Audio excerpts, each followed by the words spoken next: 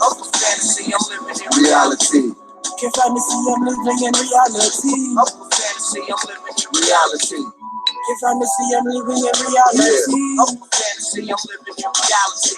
My reality, my reality, my reality, my reality includes no illusion. Facts to a Negro's head gives a contusion. Looking from the marvelous light and no confusion. Has you in a fantasy thinking war's a losing. Even though Princess Michael wears Moorish brooches, now I told you what the problem is. Niggas are roaches, still thinking like the colonists and lacking competence. If he didn't diss the birthright, the black psychologist wouldn't be getting put through the ring over a license. If he don't do anything else for your Moorish, priceless. So don't get played buying Moorish papers and cards without first studying. Be a mind vanguard. Wake up, stop taking credit from your master's cards. Stay in debt. I bet the lower self you a bet.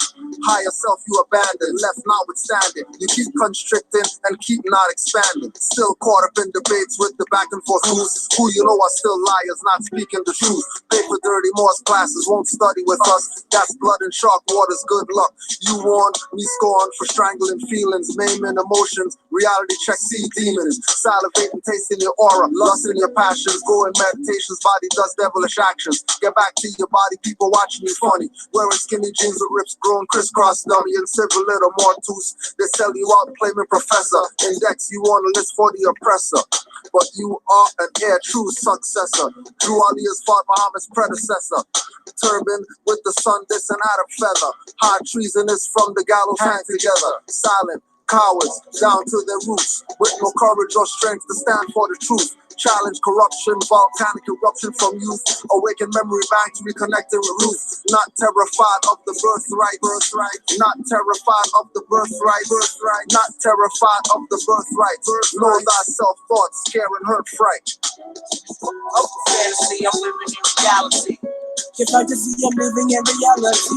Up for fantasy, I'm living in reality. Get fantasy, I'm living in reality. Up for fantasy, I'm living in reality. Get fantasy, I'm living in reality. Up for fantasy, I'm living in reality.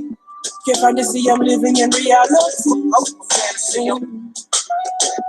Get fantasy, I'm living in reality. up for fantasy, Get fantasy, I'm living in reality. up for fantasy,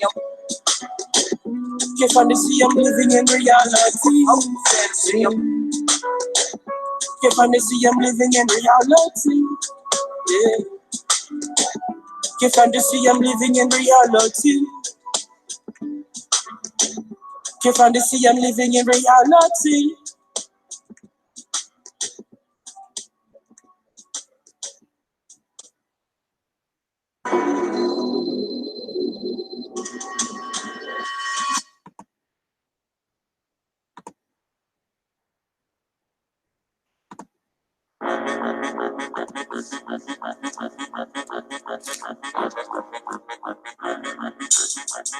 You sat down and you attacked the master teacher because you thought you heard something that you didn't hear. That's the first violation. You don't come in. First of all, you come in and you act like you come in peace, but you don't. You got an agenda. Moors are men upright, independent and fearless. Dogmatized, dirty Moors, tongues cut out, left earless, cause they never listen. Dirty Moors, keep up your slander. Wu-Tang torture in your ass, hot hangers. Kidnappers, dirty Moor, torture him like Saw. 3D, 0.5 or 1 through 4. Or get it like 5 or 6 with a fez on jigsaw. Leather face in a turban, rip dirty Moors lips off. Disrespecting the mother rap Mariah Bay. Wrap him up like double crochet, the barbed wire way. Throw them off a bridge or feed them to the piranhas. Yellow journalists more spread nothing but propaganda. Etymology Bay, treat the temple like Uganda. Dirty Moors like foreigners, crush the dust like ganja. Not worthy of being Moors, we call them dirty Nehesus. Solomon Seal spell command 72 demons to get you. This is what the temple guys actually said. That Canaanland is not a part of North America. Canaanland is bigger. Yo, it's ignorant, man. I mean, come on, you talking about the same landmass. Canaanland is actually bigger than the landmass they know as the corporate United States. Almost twice as big. If they had any sense, They can just go to Google and they can type in North America and find out North America goes all the way up to Greenland. But they're ignorant. They don't want to do that. They just dealing off emotion. You might hear hoarse voices, see frog faces, and hoops with feet. Demons we run with spit fire with gold wolf teeth. Keep playing, forget back teeth. New Mars are an issue, get into. Maybe a dream visit from Ishnu, a nightmare to never end and always continue. Cold as an igloo, dealing with my trust issues through vigilance. Active Mars are militants, SPLC dirty Mars call that sovereign citizen. Lions reviews, they notice all the empty pews. Benz need gas and fixing, but not enough dues. Pigpen Bay sell you out for peanuts, claiming that we nuts for teaching birthright street level, keeping it beat nuts. To any members of the MFTA that's out there listening to what I'm saying, please get it through your head. I don't have a problem with the MFTA.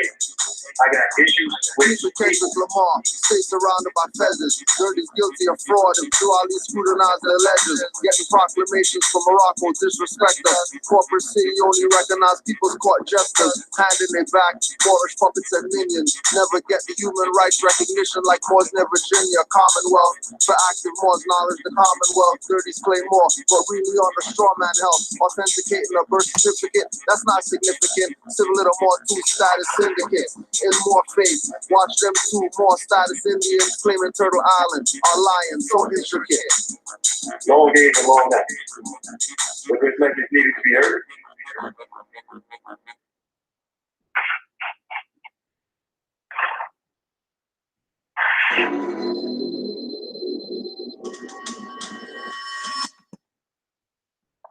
Peace, Moors, Islam. We're here once again. Canaanland Moors, Nobu Drew Ali week classes. We had our first two sessions, Tuesday, Wednesday. We're here for Thursday, and we have a special guest today to put their perspective on the record in honor of Nobu Drew Ali week. So before we do that, we want to give honors to the Prophet Nobu Drew Ali for all the work that he's done to get us to this place where we're at right now, knowing the truth about our nationality and birthrights. And of course, we want to send a shout out to all the Moors worldwide who know who they are and stand up for who they are. And we got a special one today, so make sure you got your pens out. Make sure you have your minds open. On the line tonight, we have our good brother, one of our master teachers, Brother Abdullah El Talib Mosi Bey. Islam, more. Islam. Peace and love. I'm gonna take y'all speaker. Let me take y'all. All right. Islam. Islam, more. I know it's probably a repetitive theme, but we just want to make sure that, you know, for the Moors who don't have contact with you, on behalf of those Moors, we want to send the condolences to you and your family. Thank you. Because I know a lot of Moors didn't get to reach out to you personally, but they definitely loved themselves some Brother Abdullah. So a lot of people had told me to make sure I get you the message. So I just wanted to put that out there for them, and you know, thank you again for all the work that you do for us. Thank you, bro. I finally thanks you. Islam. So we'll start with how did you get introduced to Nobu Drew Ali? Back in say 92. This is before my meeting Taj. I had met a brother who actually was studying with Taj. I was still in graduate school at Rutgers University Graduate School of Social Work at New Jersey. And I had come home on the weekend, and he had told me about a license plate that he had on his car. And so I walked outside with him. He showed me the license plate, Moorish license plate on the car, and Moorish tag rather on the car.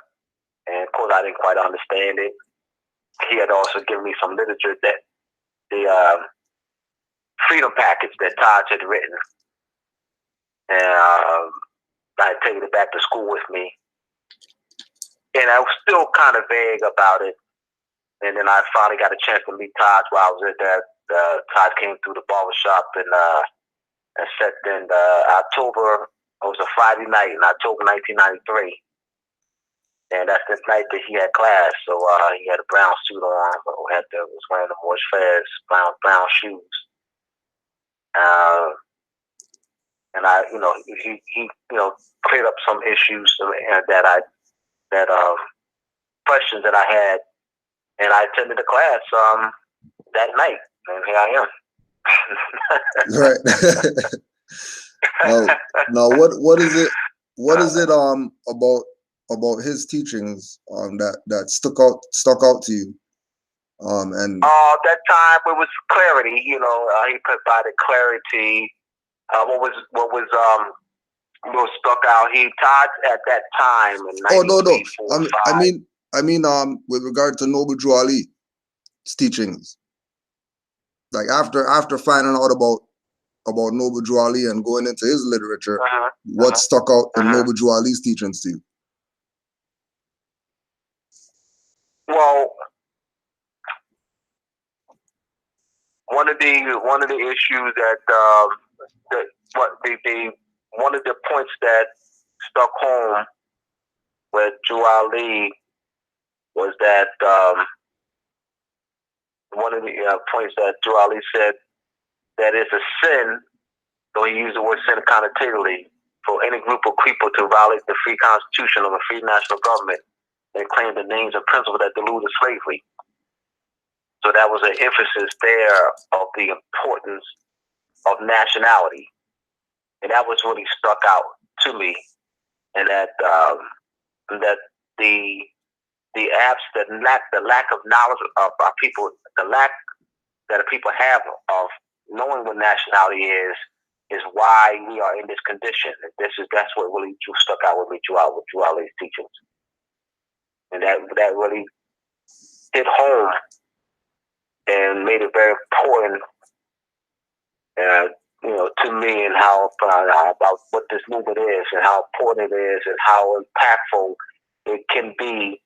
Once we can really spread it out to our people. That's what stuck out to me. No, you're talking about in the intro about the divine warning and the divine warning. The divine warning to America, because it calls the divine warning to America, written by Drew Ali, and I just quoted referenced one of the sections. And could you just address why that particular? Because Nobu Drew Ali had a lot of different articles. So what? Absolutely. Yeah. Why that one? What was the message? Because black legally is civil death, civil mutus. What black does, our people, because of European social engineering, have been falsely conditioned into believing that black is an identity, a national identity for our people, and that is based on that derived from our complexion, not knowing that black is actual civil death. So civil death in the Black's Law Dictionary, Henry Campbell Black, that's the family name, Henry Campbell Black. I got to qualify that because people, may not be aware of what Black's Law Dictionary is. Right. It's a law dictionary that's used by most of the law schools in the Moorish land, falsely known as United States. Civil death, the state of a person who, though possessing natural life, has lost all civil rights, and as to them is considered civilly dead. So that's what black means. Civil death. It's not an national identity. So our people are being played with this indoctrination and falsely believing that we're black. So that's what stuck out to me. And then I'm putting that in that context, that this legal term civil death is one of the most important terms for our people today, because that's what black is, civil death. Black equals civil death and not a national identity. So we are people, you know, because of social engineering, you know, are in this falsely in this condition that we're believing that, you know, our condition is a result of Europeans not liking us, you know, and not knowing that it is their negative status or the state of civil death, the loss of citizenship, loss of all rights, constitutional treaty protection. So it would be a violation on our part. If Cujo and I were to make an argument to the United Nations or World Court, or make an argument, period, even on in this interview, that the Europeans are violating our people's rights, Cujo and I will be in error. That's an error. We will be in error. We can't make that argument that the Europeans are violating our people's rights, because that would mean that our people are in their proper person, they're nationalized, and you know they're back into the constitutional form of government, right, and have rights to be violated, right. And have rights to be violated, right, absolutely, right. So that means they're no longer in a state of civil death. Mm-hmm. And that would not be true. So I would never make that argument that the Europeans are violating people's rights. So we have to first make the argument what the violation now. The United States is violating now. There's a violation now. What is the violation, Abdullah? All right. The violation is that the United States has classified a nation of people as black. Now keep in mind, y'all, no one has ever written black on any, I said written, I didn't say check off, keep in mind, I said check off, I said written. No one has written black on any school application, bank application, student loan application, employment application. No one has written black in. Our census, we check it off. That means we didn't put it on there. The fact that it's on the forms is the violation. Not on our part, because once again, we didn't put it on there. Black shit, because that is inducement. Why? What is the motive of putting black on census forms? What is the motive of the race and ethnic standards for federal statistics and administrative reporting that was adopted by the Office of Management and Budget in 1977? We have American Indian / Alaskan Native. You have black, white, Hispanic. That's the classifications. Pacific Islander, another classification. Alaskan / Pacific Islander. Those are the 5 classifications. So why is black one of the classifications? We didn't create that. We didn't create the race and ethnic standards for federal statistics administrative reporting that's mandated by all the schools and jobs and hospitals to use. We didn't create that. United Nations Declaration of the United Nations Human Rights Proclamation, Article 15, Section 1 reads, everyone has a right to a name and nationality. I didn't know black was a nationality.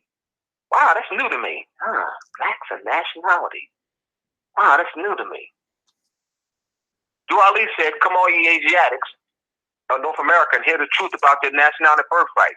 You're not Negro, colored, black, or Ethiopian. But he told us who we are and who we're not. He was the one that did that.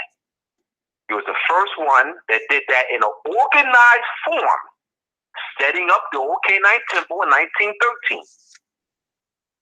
There's no one that you can put in, that you can give me during that time period that's documented that told us that we're not black and that we're Moors. So he not only told us that we're not black, he also told us that we're Moors.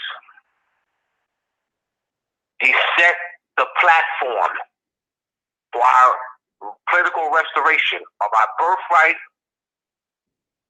our national sovereignty, by teaching us what our flag is, our turban and feathers, our titles, C&M Bay. Drew Ali set the platform for us to regain our lost estate that is currently in the hands of the United States. All right. Mm-hmm. So did I clarify that point for you, Cujo? Yeah, for the audience? Yes, very much so. Right. Very much so. When you spoke about Nobu Drew Ali and the time frame that he was presenting what he presented to the Asiatics of America, and nobody doing what he did, could you speak to your perspective of him using Marcus Garvey as the forerunner, opposed to anybody else who was around at that time, maybe doing the same type of work? All right. Now, Drew Ali said, a beggar people, in the Divine Warning, Drew Ali writes that a beggar people can never develop a high spirituality in themselves. Marcus Garvey, though Drew Ali did have businesses as well, Marcus Garvey's platform was economics. So he using Marcus Garvey as a forerunner because Marcus Garvey addressed the issue of economics, with the Black Star Line, so he was able. So that was why Drew Ali made that connection with Marcus Garvey. Mm-hmm. You know that Marcus Garvey continued to call our people Negroes even with the name of the organization. Mm-hmm. UNIA, Universal Negro Improvement Association. But he did deal address the economics issue, right, of businesses. So that's why. Right, and that's important too, because I haven't heard it from that perspective, because Drew Ali did say it takes finance too. Yeah, to finance uplift the nation, he sure did. Right. Yeah, sure did. No, we were having some conversations in other classes, and one of the things that comes up is unity. And you said unity? Yeah, unity. All right. And other people who don't call themselves Moors getting on this information that we have a birthright, we have a nationality. If we do want to be respected, honored by other people, it starts there. Absolutely. What's our position with people who are making a mockery of this, or coercing people to not be on this side where we know this is really where it's at? All right. Let me from my experience and from my perspective, it'll be 2 points, 2 positions. You have those who are not aware. They're passionate as we are. Cujo and I are very passionate. And so they're passionate about what they think they know. They think that we're black. And so they're coming from a position of ignorance. So you have those people. All right. Then you have those who have knowledge, and they're not coming from a position of ignorance, but they see that this Moorish movement is a threat to their personal economics. The black books, their popularity within their market. They have a niche market with the black books. And so they see that this being a threat. So they're not going to be pushing this agenda because then they would have to become students, and then they'll lose. Remember, they have houses. They have their house. They have a mortgage. They have, they have children. They have car notes. They got so now for someone, follow me, y'all. Follow me. Someone who's pushing the black agenda, who's a quote unquote black scholar, they're respected in that arena. They have bills to pay. Now, I know y'all don't expect them. I know, because we're not naive, to be, to now that platform. Yeah, we're not black, y'all. We're not black. That means their books no longer sell. Their books no longer sell. So that means that's their economic base. They'll be cutting their economic base. So they're not stupid now. They're not stupid. So they're going to push. They have that. So that they have knowledge of what you're talking about. All right. So they're going to play dumb because they got to protect their economics. Because their whole economics is based on the lie. It's based on the black agenda. Then you have those who those are two things that I've seen over the years. Those two some people who don't have don't have the economic agenda, but are sincere, like you and I, Cujo. I mean, because somebody's pushing the black agenda doesn't mean they're not sincere. They're not sincere. I wouldn't push that. Yeah, that doesn't mean they're not sincere. I would go that because I would be talking about myself. I was sincere. I had a minor in African studies. I have a minor in African studies. So I was sincere. So it's not that they're not sincere, because we don't want to say that everybody's saying that pushing that with black is a sellout. They're not sincere. That's not true. They have lack of knowledge like we once had. Right. We once had lack of knowledge. Right. So it's a select few then. It's not across the board that people who say black. People who say black that whatever. No, absolutely not. No. So how do we bring those people into the fold that are classified or consider themselves to be that, but we know that they're sincere, because even those people in a lot of instances have some type of compromise, why they don't really go full throttle if they know. We have those who don't know, and they're going for it. Let me address your question. You're doing it. We're doing it. This platform. Yeah, of course. Yeah, we're doing it. But I mean, we need about 50 of us. We're going to address it for the listeners, though. We want to address the issue for the listeners. Right. That how do we do it? Right. We're doing it now. Drew Ali said that in order to change the people must change their literature. Now, Cujo, you're an artist. You're a rap artist. So you use your lyrics. You use your talent, in teaching people in that manner. You also teach people, with this type of platform. So you and I are doing it. So we can model for the people on what do we need to do. Keep doing what we're doing. Right. Yeah, that's the best bet. We want to kiss it. We want to kiss it. Just keep doing what we're doing. Right.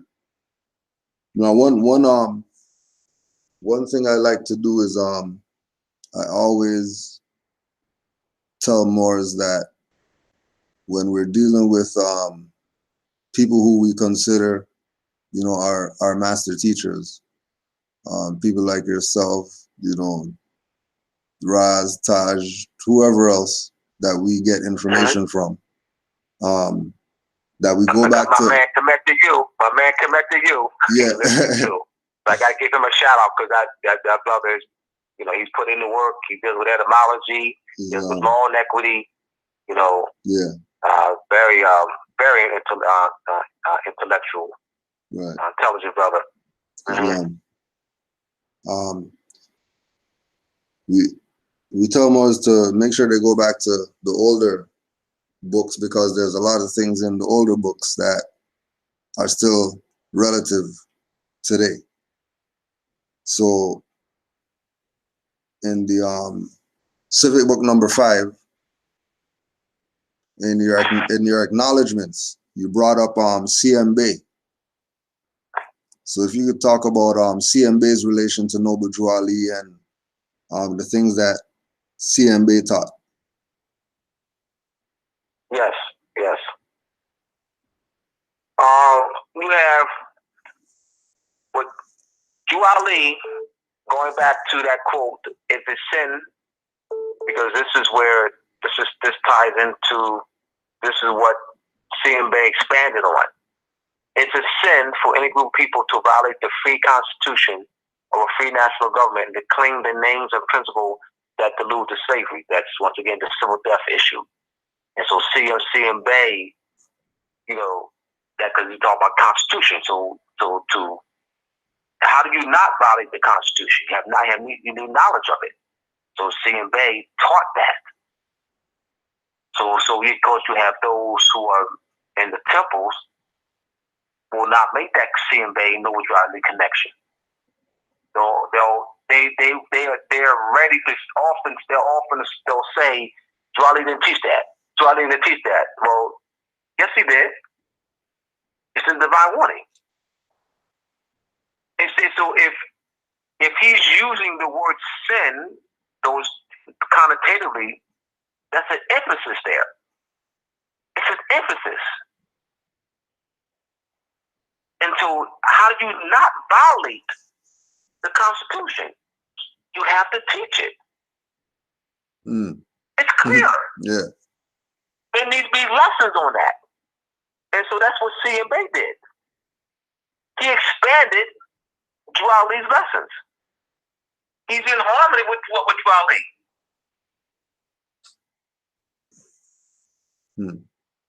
All right? Yeah.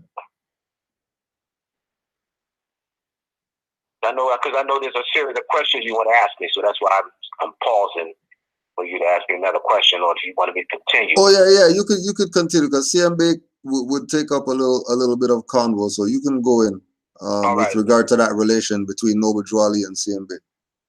All right, so C&M Bay also registered the Moorish nationality card under certificate number Truth A 1222141.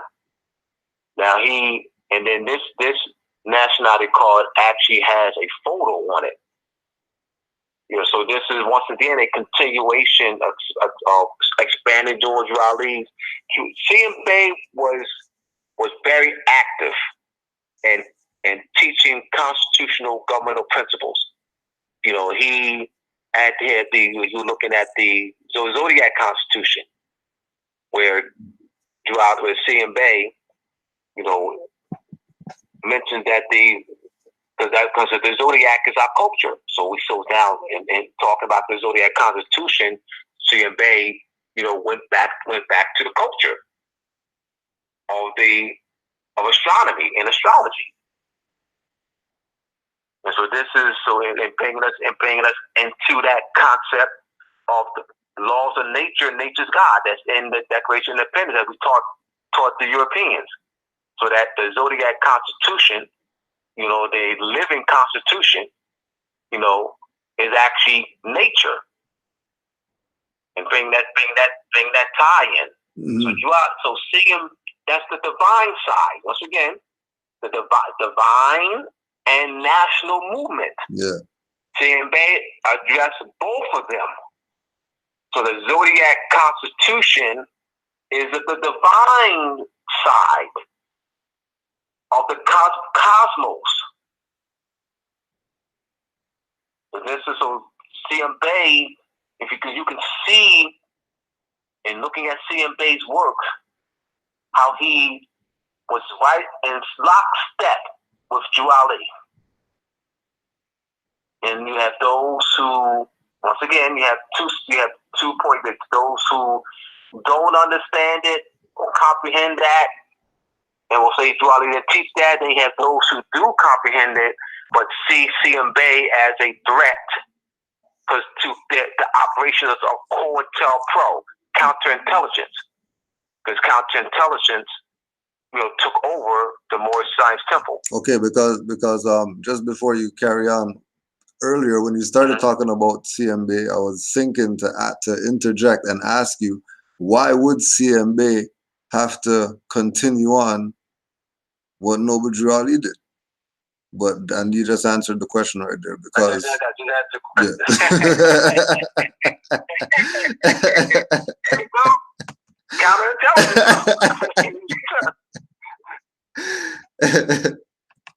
So yeah, carry on, boy. I just had to put that in there.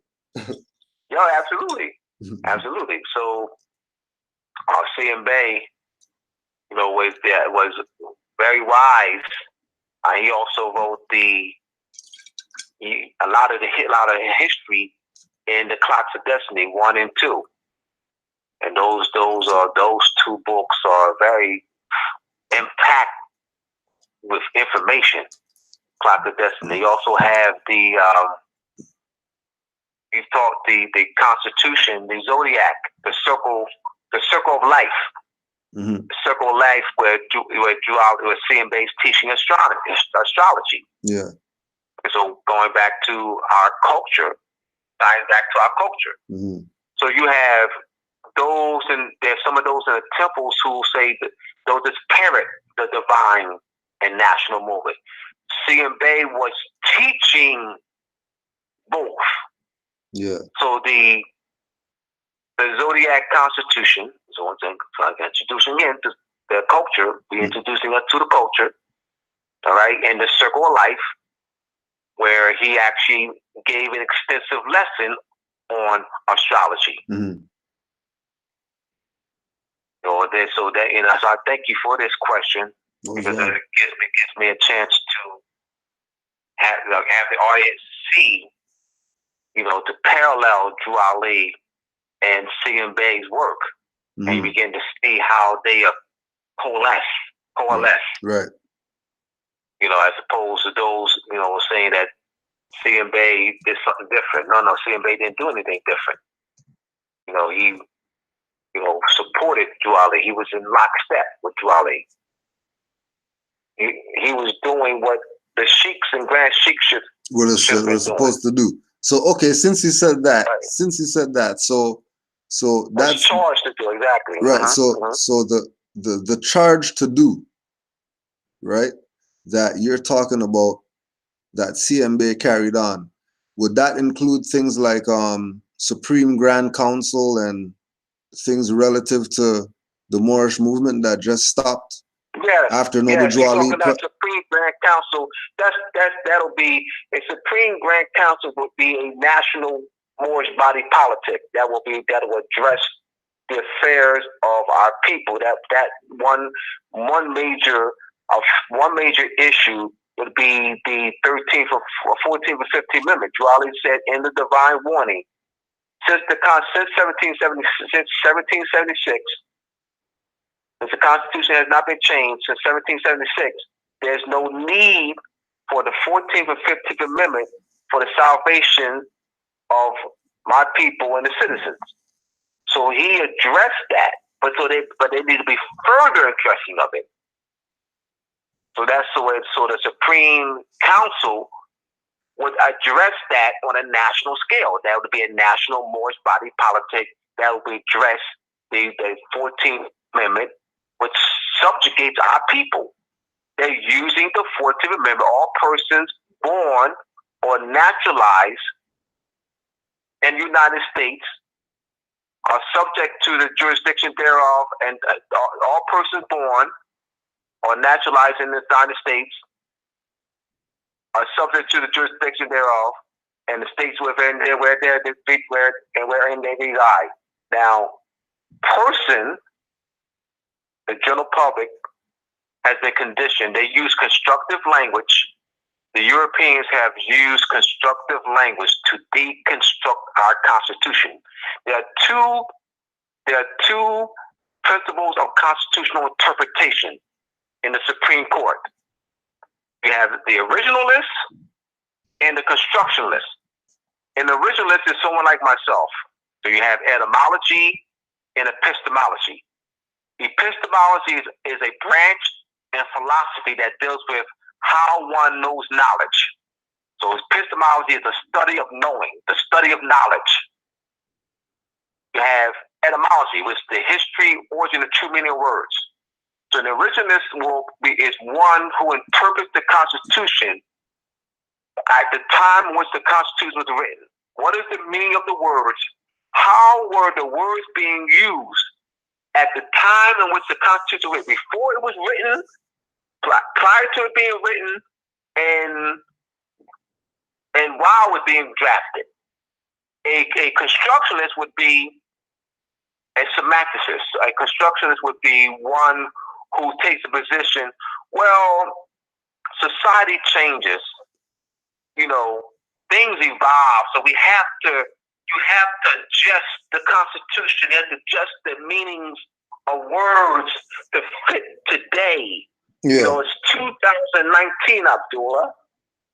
It's not 1789. Right. It's not 1760. It's not 1660, Abdullah. Yeah, use the connotative. Yeah. You fool, Abdullah. You talk about, that we need to analyze the Constitution and meaning of the words in which it was written. But things change. That's a constructionalist. Mm-hmm. And I know I'm explaining this way for the layperson. Right. All right? So that they can, get the concept.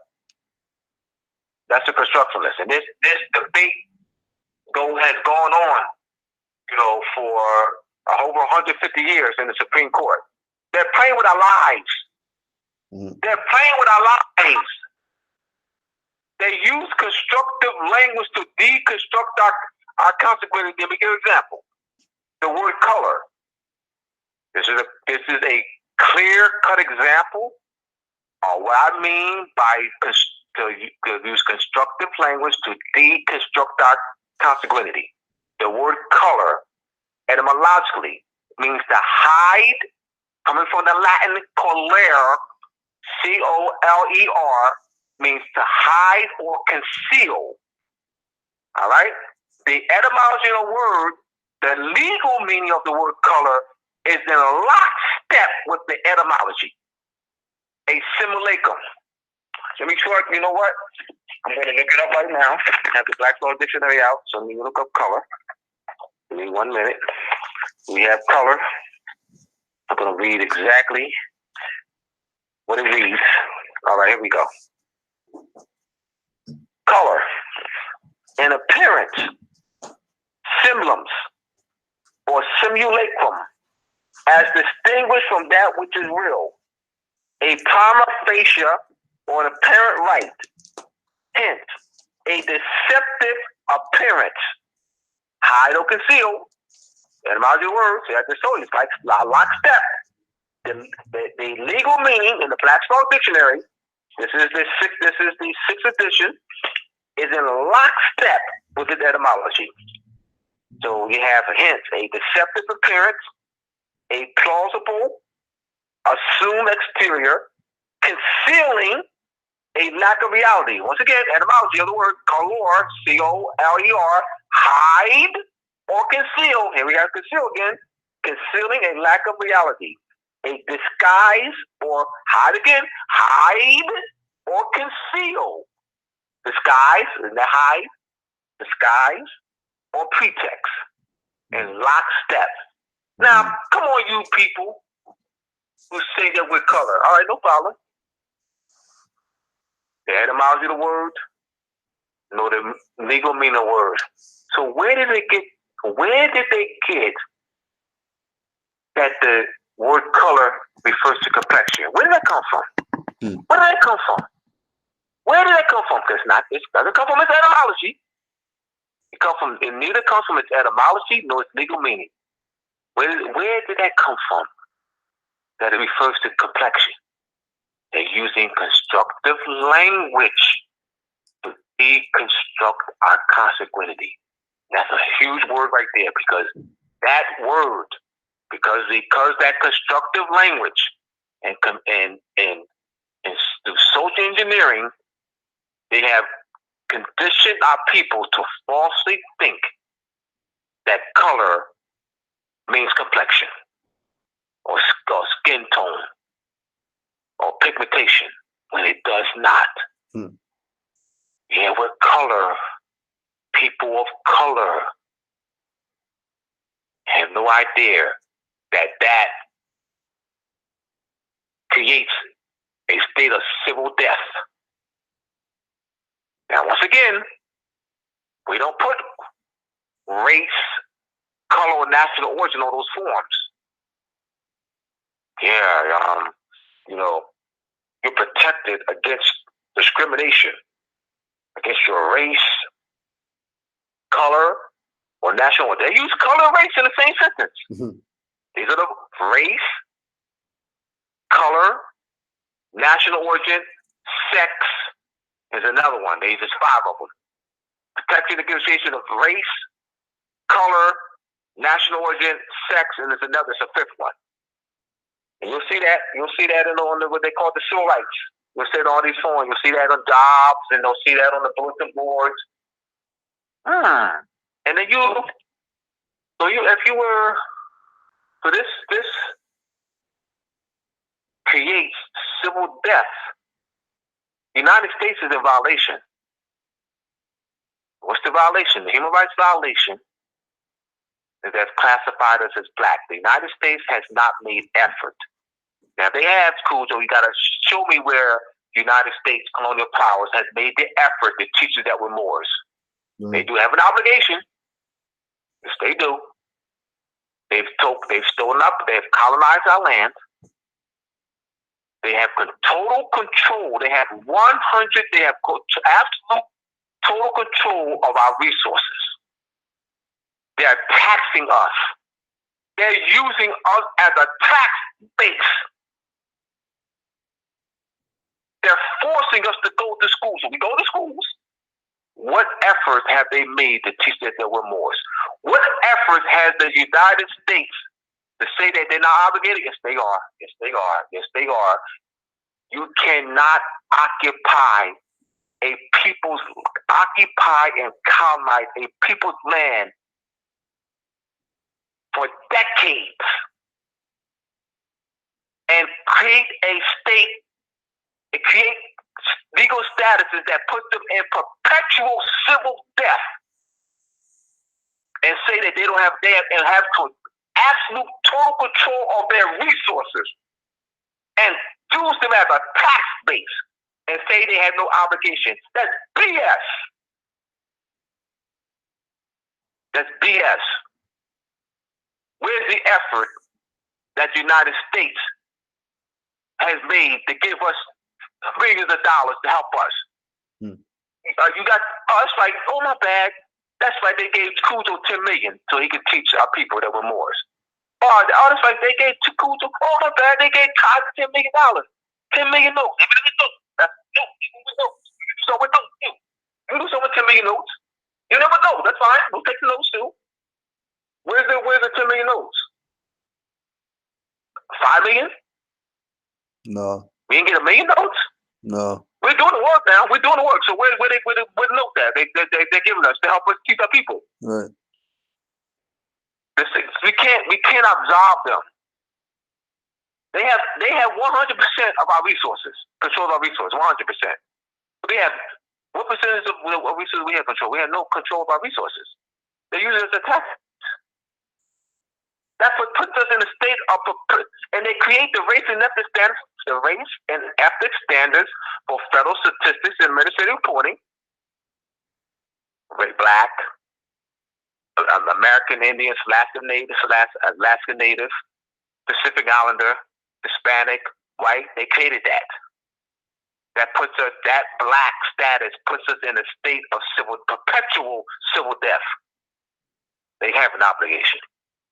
The United Nations Declaration, the United Nations Human Rights Proclamation, Article 15, Section 1 reads, everyone at birth shall have a right to a name and nationality. They have not made any effort. Zero. They're batting 0. They have not made any effort. That means the United States colonial power has made zero efforts to teach us that we're Moors. No, They haven't even given us funding. They haven't even given us funding. So we're doing the job. We're doing the work. They ain't got to do it. Just give us funding, though. Just give us funding. Sit your butt down. We'll do it. Sit your butt down. Just give us funding. Give us $50 million. That's what it means. Yeah. You know? So you sit down. We'll do it. What have they done? Arrest us, accost us, detain us, violate us, call us papers terrorists, call us papers terrorists, call us paper terrorists. That's what they have done. Am I right, Cujo? You're right. Right on, dog, man. Right on. Now, someone looking at this now would say, then why fight that fight? Fight what fight? I don't know. What fight? What fight? The fight of saying that we're Moors if they're still gonna accost us and do whatever that they're gonna do and not give us the 10 million and play their little game. All right. Well, we are Moors, so we're Moors. We're not black. So you say, why fight? We're black. We're Moors. I mean that having knowledge. I'll clear it up more. It's just let me start. Just give me some liberty here. No worries, boy. Go. We got time. We got time. Take your time. Having knowledge that we're Moors, or not having knowledge that we're Moors, doesn't change the fact that we're Moors. Now,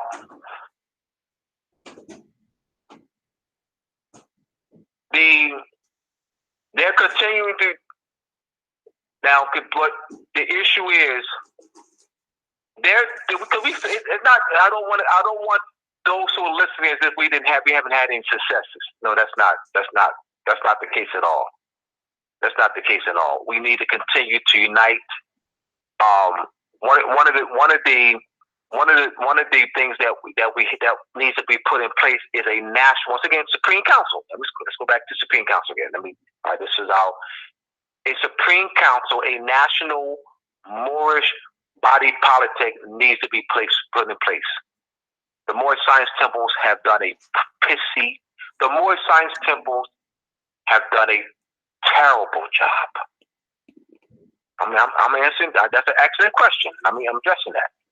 The Moorish Science Temples have done a terrible, absolute terrible job in addressing the issues of the 14th Amendment, the issues of our people being classified as black. They have done a terrible job in addressing that on a national scale. Terrible job. Absolute terrible job. So you have the body politics is in place, that being the Moorish Science Temple. Right. But they've done a terrible job. So when I say, so the Supreme Council is in place, it's the Moorish Science Temple. So now we need another Supreme Council that's going to do the job. Because the Moorish Science Temple is not doing the job. No, so we need a Supreme Council that's a Moorish national body politic that's going to do the job. Because I want to make very clear that there's one already in place, Moorish Science Temple. They're ineffective. And ineffective. They'll make comments. You have Grand Sheiks, and the Grand Sheik will make comments such as, in order for one to be a Moor, they got to come to be a member of Moorish Science Temple.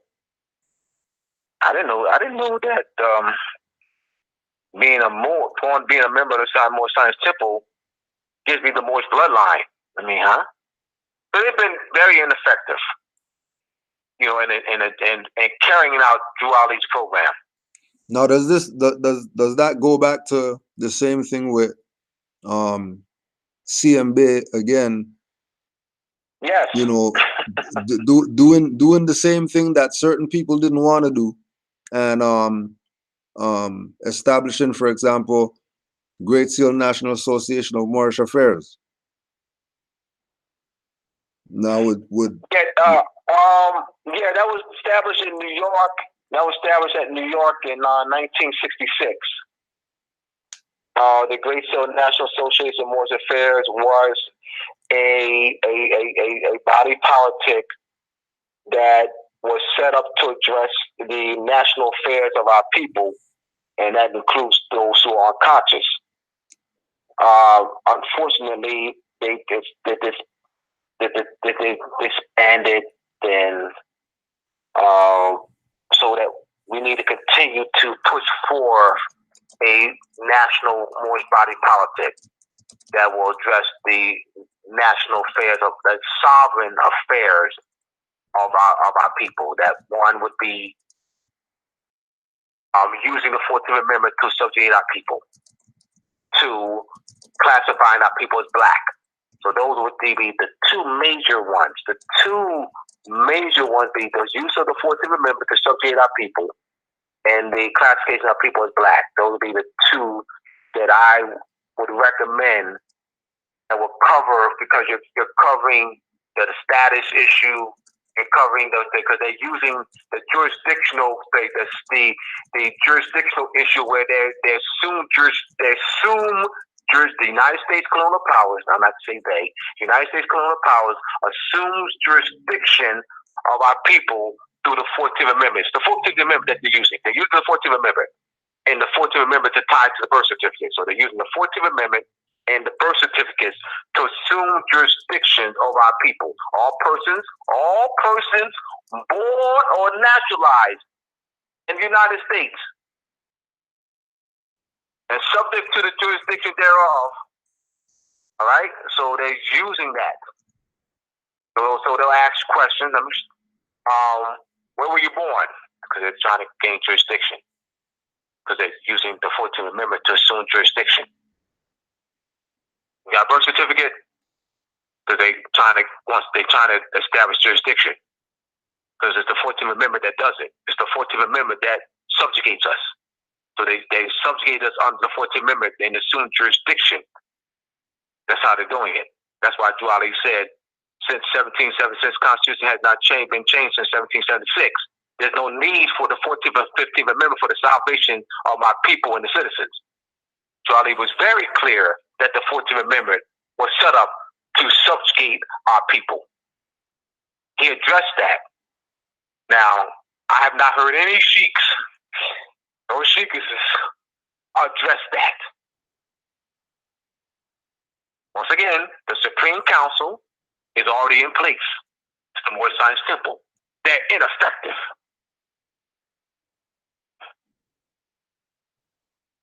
Right. So the inactivity of the people who had the jurisdiction is definitely a problem. The inactivity on this level, let's qualify that though. That's because they're active.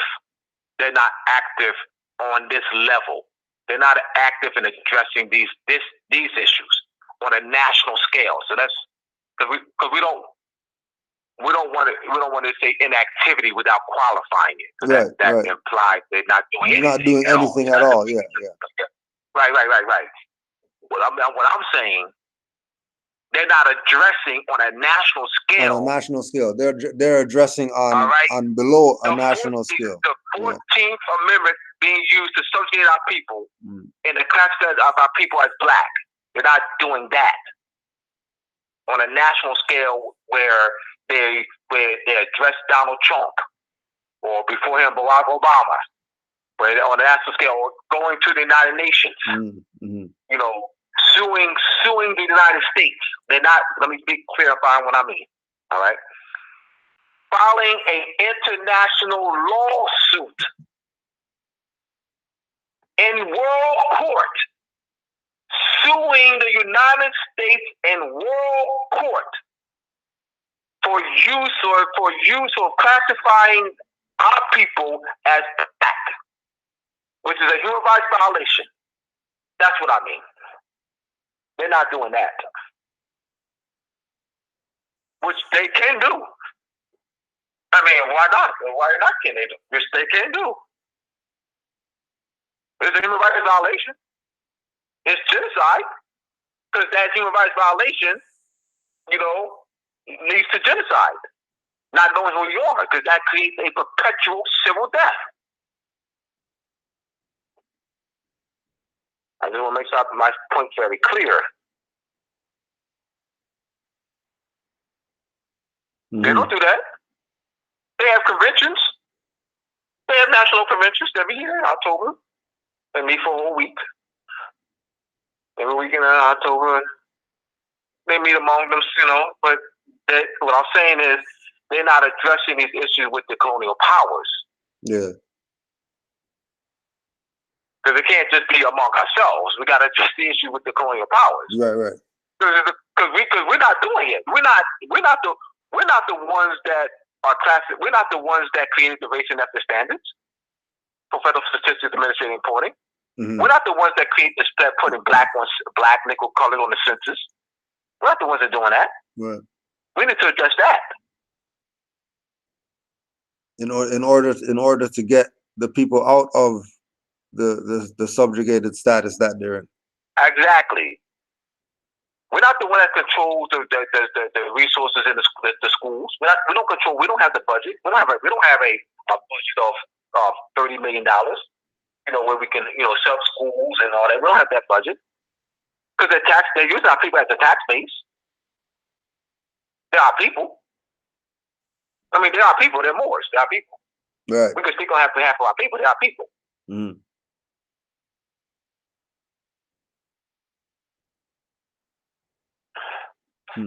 All right. I hope I'm doing some justice here. Oh yeah, most definitely.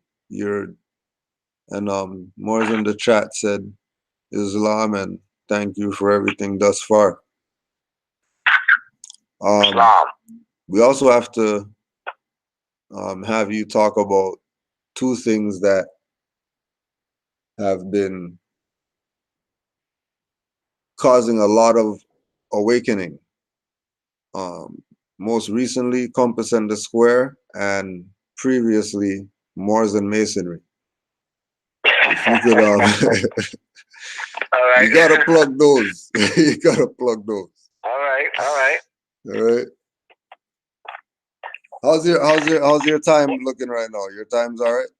I'm here. I'm good, bro. All right. So you just do your thing. We're good right now. So you go in. All right. Yeah. Well, let me start with the most recent, the more recent book, Masonic Compass and Square, which I put out in October of last year. That's getting rave reviews, clarifying misconceptions about Masonry. Now, one of the misconceptions that nationalized Moors have about Masonry is that there is a distinction between Masonry and Moorish science, which they're not. There's absolute no distinction between Moorish science and Masonry, one and the same. So what the Masonic Compass Square does is clarify that point. So I go into great detail as to what Masonry is, and using the measurement tools, not symbols. There's no symbols. They're measurement tools and measurement devices, explaining their function. And one thing that I do have observed is that among nationalized Moors, that they'll parrot the word science, Moorish science. They'll say Moorish science, but they have not internalized the word science. And so you start questioning them. Well, we say Moorish science. So what is science? Because they parroting it as opposed to internalizing. So science means to know, because that going back to epistemology again, how one knows knowledge. SCI means to know. So getting to the book Masonic Compass and Square and the connection of timekeeping and measurement, because I deal with the measurement instruments that deals with timekeeping and measurement. You have one of these actually coming up within 5 5 months from now. St. John's Day. In Masonry, in Masonic circles, St. John the Baptist Day, which is June 24th, is the most celebrated event in all of Masonry. Now, why? Well, June 24th, which is 3 days after the summer solstice, which is actually the celebration of the summer solstice. There in several European countries, they celebrate St. John's Day, which is actually the celebration of the summer solstice. In Masonry, they have a ceremony. It's called the laying of the cornerstone ceremony. It's a huge ceremony. They all dressed up and have the gloves and wearing our Moorish fans. Some they'll have the top hat. Some will have the top hat. And Moorish, they have the Moorish apron and gloves, and they actually they'll have a cornerstone or a keystone on a grid here, a triangle trout where they're actually laying the cornerstone. It's ceremonial, and it's done in the northeast. Why? Because the summer solstice sun rises in the northeast. It's a celebration of the summer solstice. So you're looking at, once again, timekeeping and measurement. And so that's an example of how detailed the Masonic Compass Square book is. I explain what Masonry is by going into great detail and explaining the measurement tools and devices. I go into detail about explaining what the summer solstice is, St. John's Day. You have what's called the 2 pillars of Boaz and Jachin. Those are 2 solar pillars. They mark the winter solstice and summer solstice. The winter solstice is the sun, where the sun is at its lowest point of declination, which is December 21st. The summer solstice, where the sun is at its highest point of elevation. Now, let's look at this. So that marks that our ancestors charted 2 points where the sun is at its outer limits. That's June 21st and December 21st in the Northern Hemisphere. They also charted where there's 2 points where the sun crosses the equator. Crosses the equator at March 21st in the Northern Hemisphere. Crosses the equator at September 23rd in the Northern Hemisphere. This is ancient knowledge. So this knowledge of timekeeping and measurement was set by us, was determined, was observed, and measured by us. So the Europeans have misrepresented Masonry as signs and symbols. Masonry is not signs and symbols. They're not signs and symbols. You don't see signs and symbols you don't see signs and symbols. You see measurement tools and devices. The compass and square is not a symbol. You don't see a symbol there. I don't see a symbol. You see a symbol? I don't see a symbol. I see 2 measurement tools. I don't see a symbol though. You see the bow compass is used for measuring circles, and you use that, and you have your map out, and you have your navigational compass, and you have your bow compass side by side, and you're gonna use your bow compass that you use in math class. All right, on the map, looking at the distance. So you have your plummet square. Todd would use a plummet square to measure right angles. You laying tiles or measuring trusses. That's called a plummet square. So those are 2 measurement tools, not symbols. The Europeans are deliberately misrepresenting them as symbols, so that we wouldn't see its function. All right, so those are. You also have what's called the point within the circle. The point within the circle, with the 2 parallel lines. That point within the circle is emblematic of a pole. You have an open field because you can't. You don't have trees because you got to see, because you want to use that pole so that you can have that sun casting a shadow off the pole.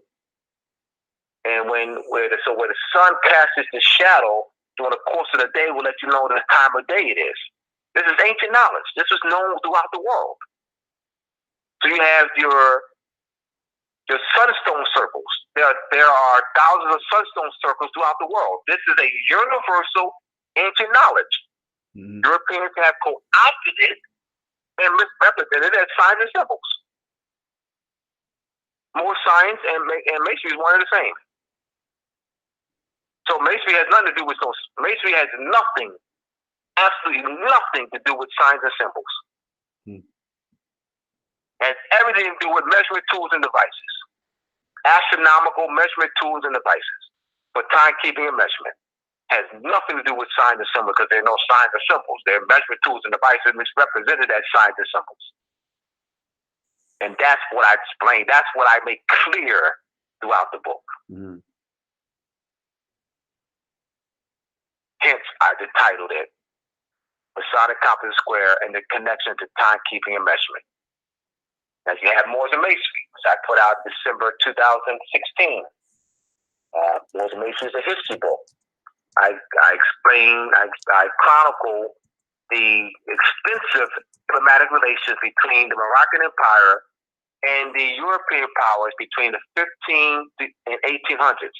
I use that time period because I want our people to provide our people with solid historical documentary evidence of a extensive diplomatic relations of wars, of tribute payments, of tribute treaties, of exchange of prisoners, of our capturing Europeans and holding them high ransom, of receiving ransom payments.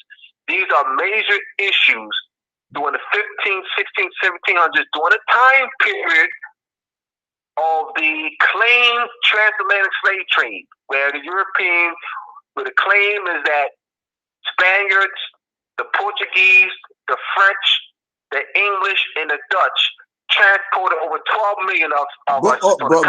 Brother Abdullah, you can't say that. You know. I said claim. You know. No. I said claim. I didn't say they did it. No, but you know. I never said they did that. You know, people are gonna say. People are gonna say that you're crazy. People are gonna say you're crazy. What do you mean? Let me. I said the claim. Abdullah Bey never said that the Europeans did that. I said the claim. The claim is that they did it. The claim, which is that is true. The claim that they have claims that's in writing. That's in textbook. That's the historical society. What's it called? The African American Society. They're claiming that. What I do is what I do with Moors and Masonry is provide documentary evidence for us to re-examine the claim. You need how do you debunk that claim? You need evidence. I'm showing our power during that time period. You talk about tremendous power that we had during that time period. We were seizing during that time period, during the 15, 16, 1700s. We, the Moors, were seizing European ships, Dutch ships, English ships, French ships. We also were seizing tens of thousands of Europeans and holding for high ransom. So, by juxtaposing those historical documentary evidence with what the claim that's made at the historical society or museum, African American Museum in Washington D.C., and also textbooks. Our people don't have that, so they now have it with Moors and Masonry. I'm debunking the claim, but I'm debunking the claim with historical documentary evidence of our power.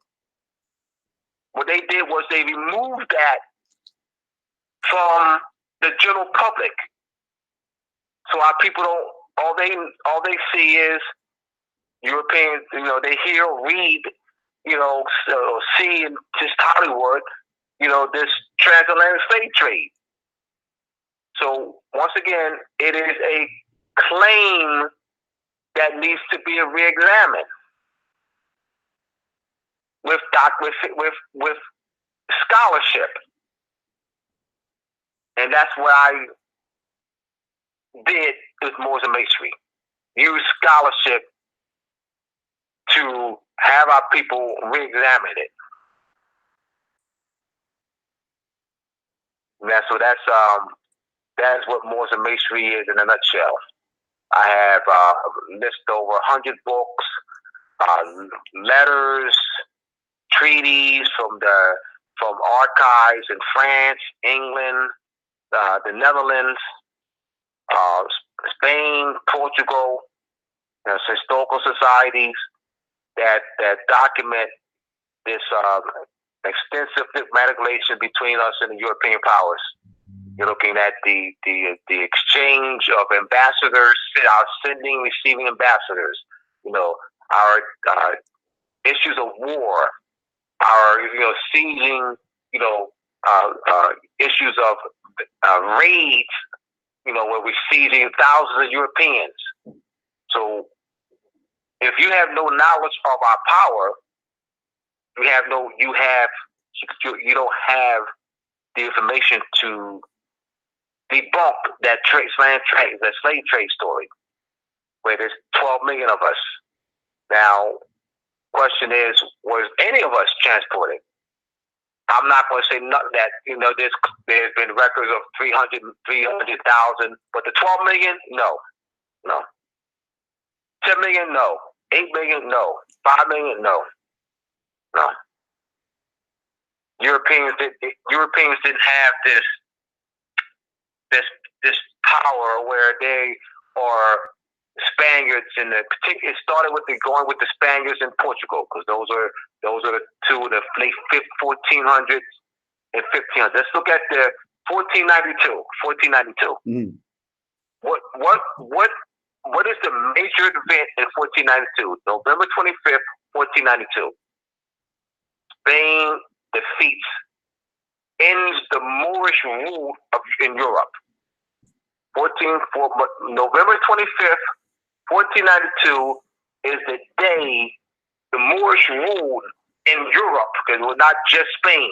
Moorish rule in Europe ends. That's the Treaty of Granada, where Baudelaire forced to sign the Treaty of Granada, surrendering Granada in the hands of the Spaniards, ending the Moorish rule in Europe, not just in Spain. 1492. So, but that ended there, but we still maintain control of the high seas.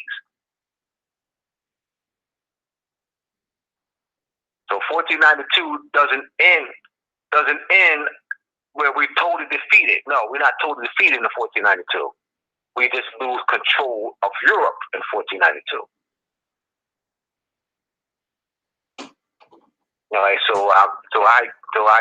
that's what Moors and Masonry is in a nutshell. Islam.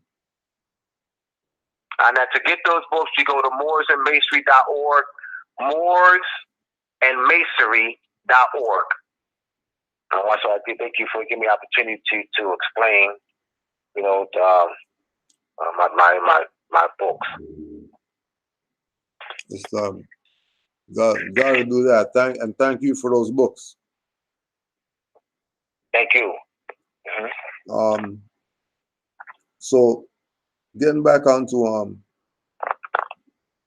Nobu Drew Ali for a bit. Mm-hmm. You were making reference about the civil death. Yes. How important is it for Moors to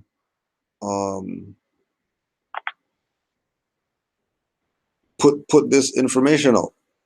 There's a lot of people who do the best that they can, a lot of people who go overboard, and there's people who do nothing. what things could Moors do to spread the gospel, if you will? All right. One thing that you have, let me, for example, you have the House of Ram, where I teach at the House of Reawakening Mind. Taj has been on that platform for 8 years, been for 2 years, year and a half now. Dr. Nyala has been, she's asked for donations every week. So if those, you have those who who don't read, or those who don't write, don't have the time to do any teaching, they can give financial reports, give financially. All right, so you want to also mention that, because you got tired things, those who are so busy, have time. Yeah. But you can give financially. Right. You can give financially to Cujo. All right. To the House of Reawakening Mind. I'm pushing that venue because that's the venue that I've been on for a year and a half. And they've made that available for many of our people. Then you have people like yourself, myself, who write. Mm-hmm. So you have those who may be able to write. You may have graphic designers, or artists who can convey the concepts through art. So pretty much wherever you visual art or musical art. Yeah. Anywhere you can fit in. Everybody has a place. Everybody. Yeah. Somebody you give a note, 2 or 3 notes. Yeah. And that's something. Right. That's doing something. Absolutely. Everyone has a place. Absolutely. No, some statements that Nobu Drew Ali made. I just want you to give your perspective on them. Know thyself. All right. I'm glad you asked me that, because I can go in on that. All right. C&M Bay.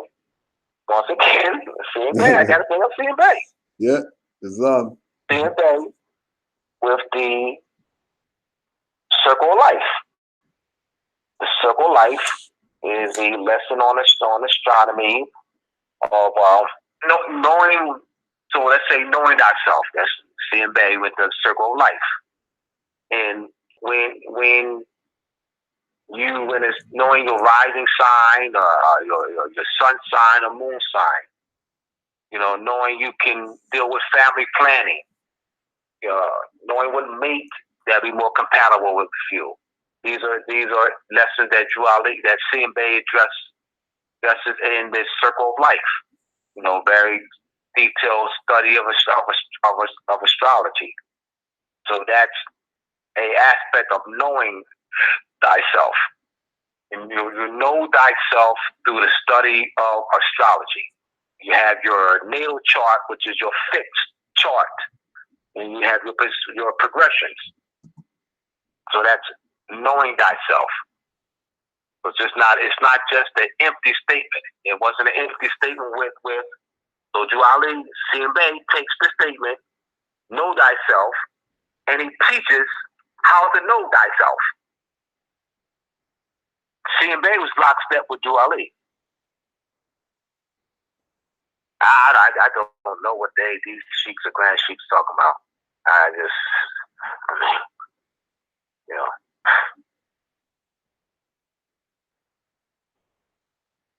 All right?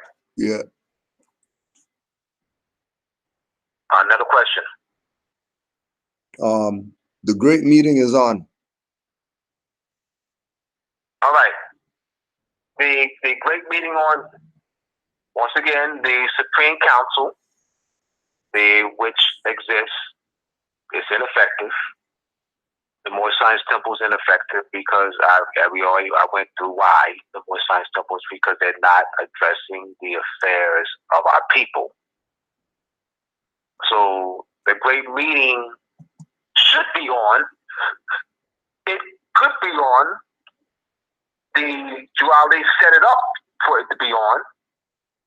All right? And that, once again, that great meeting is a national body politic. We need a national body politic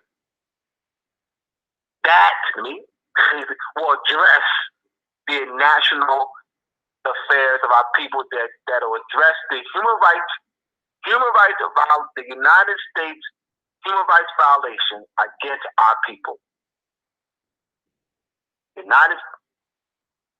There's one called the Moorish Science Temple, but it's ineffective. Not doing it. It's not addressing the human rights violations, the United States human rights violation against our people. Not doing it.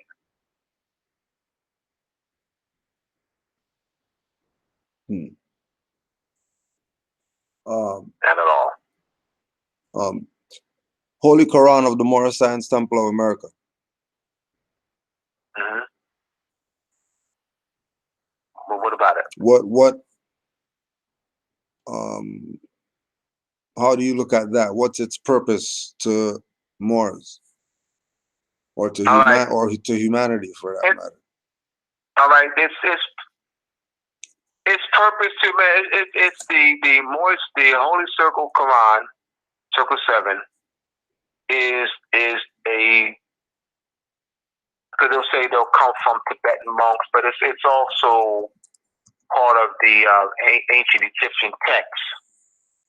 Because it's all one. It's not, just Tibetan monks. The Bhagavad Gita, because it's all one. Not the Bhagavad Gita, Egyptian text, as if they're two separate sciences, separate epistemology, separate. Absolutely not. Absolutely not. So what I'm doing, I think you may have never heard this before. All right. I am placing the Circle 7, because I'm not separating the Circle 7 Quran as some separate book that's new, because we don't want to know, because it's not that. All right. It's the ancient knowledge, going back to, the Indus Kush. So you have the Indus Kush Valley, so that's the Indus. So you have the Hindus, which is the Sindhu. Then you have your Kush, so that deals with the Indus Kush Valley. So that's where that's derived from.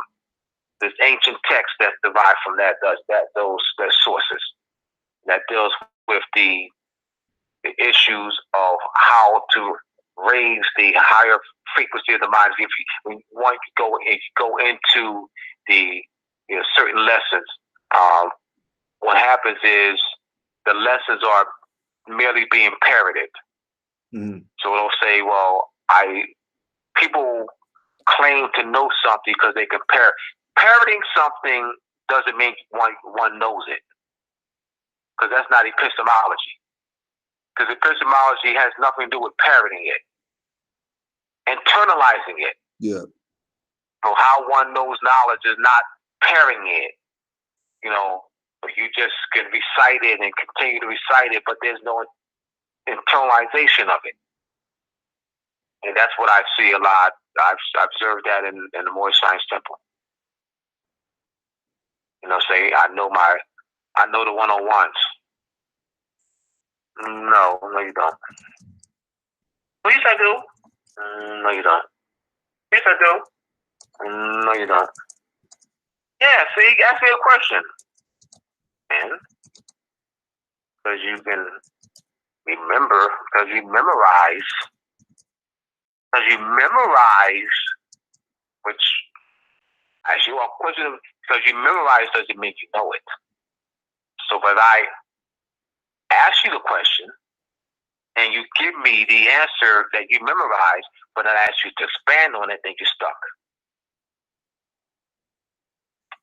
That's why I say, no, you don't. You don't know it. Their claim of knowing it is memorizing it. Can I get an Amen Ra? Amen Ra. Right on. Amen Ra. What was the other one?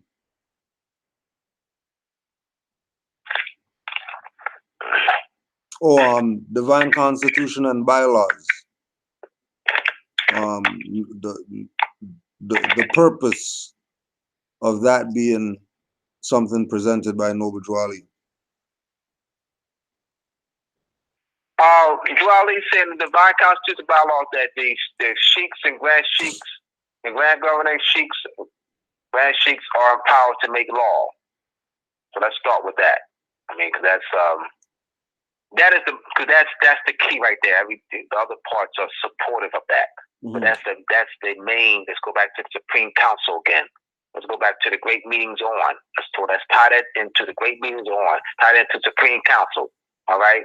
The sheiks and grand sheiks are empowered to make law. Once again, they're not doing the job. They're ineffective. All right.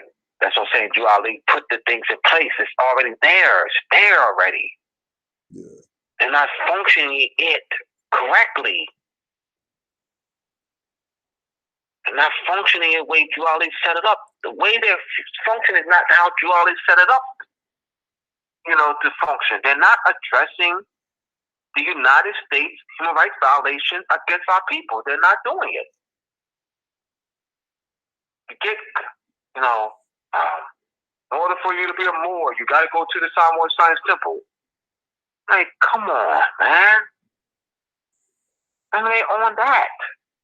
Yeah. People on the block don't even. Cujo. You have more science temples that been on a block for 40, 50 years. 30. People on the block, forget around the corner. On the very block where the more science temples located are not. How is it that you in a block for 40 years and the people on the block don't even know what's about? The fact that it's being misrepresented as a religious organization. Yeah. The fact that the Moorish Nation. Yeah, the Moorish Nation is a religious organization. No, it's not. No, the Moorish Nation is the actual country that's being run by the United States. That's what the Moorish Nation is. I can do it in one sentence. The Moorish Nation is the actual country that's being run by the United States. Who's the head of the Moorish Nation, Abdullah? I can answer that. His name is Donald Trump. Donald Trump is the head of the Moorish Nation. Let me say it again. The Moorish Nation is the actual country that's being run by the United States. Donald Trump wears two headdresses. The Moorish fez and the pilgrim hat. He's sitting in the Moorish Oval Office. Abdullah, where is the United States Oval Office? It doesn't exist. So it's nowhere. So the answer to that question is it doesn't exist. That's the answer. Cujo, let's go to the United States Moorish. Cujo, let's go to the United States Moorish or United States Oval Office. And your answer would be, your response would be, we can't, Abdullah. Why not? It doesn't exist. That's your response. If you gave a location, you're wrong. If you said we're going there tomorrow, you're wrong. It doesn't exist. That's the answer. We got to make the Moorish connection. On the back of the Federal Reserve note, what they falsely call, because of European social engineering, a $1 bill. It's not a $1 bill. It's a one note. You have on the right side, if you're facing it, on the right side you have the Great Seal Pyramid. Underneath the Great Seal Pyramid, you have the phrase "the Great Seal." On the left side, I apologize. On the left side, you have the Great Seal Pyramid with the phrase "the Great Seal" underneath it. On the right side, you have the eagle. Underneath it with the prepositional phrase "of the United States." It's right right there.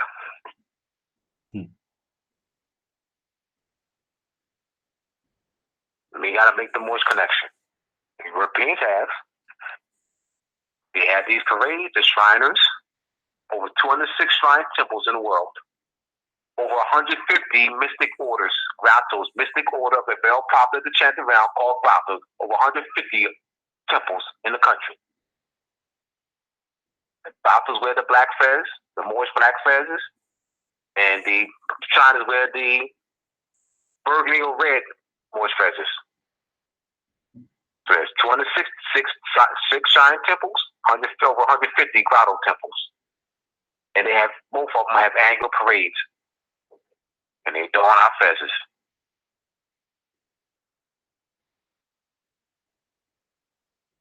Here we are. So that's why I'm very clear on what the United States is and what the United States is functioning. The United States has set up embassies with our power. With our power, they set up embassies. They send ambassadors. They send ambassadors and consuls using our sovereign Moorish sovereignty. Embassies are set up. The United States set up embassies all over the world using our Moorish sovereignty. And here we are, they have put us in a state of perpetual civil death. We're black. Black equals the perpetual civil death of the Moors. That's a human rights violation. So let me ask you, genocide. So is it a human rights because as Moors we would know that we're Aboriginal and indigenous to the land. But there's people who would say they're Aboriginal and indigenous to the land, but say that they're not Moors. No, but let's back up.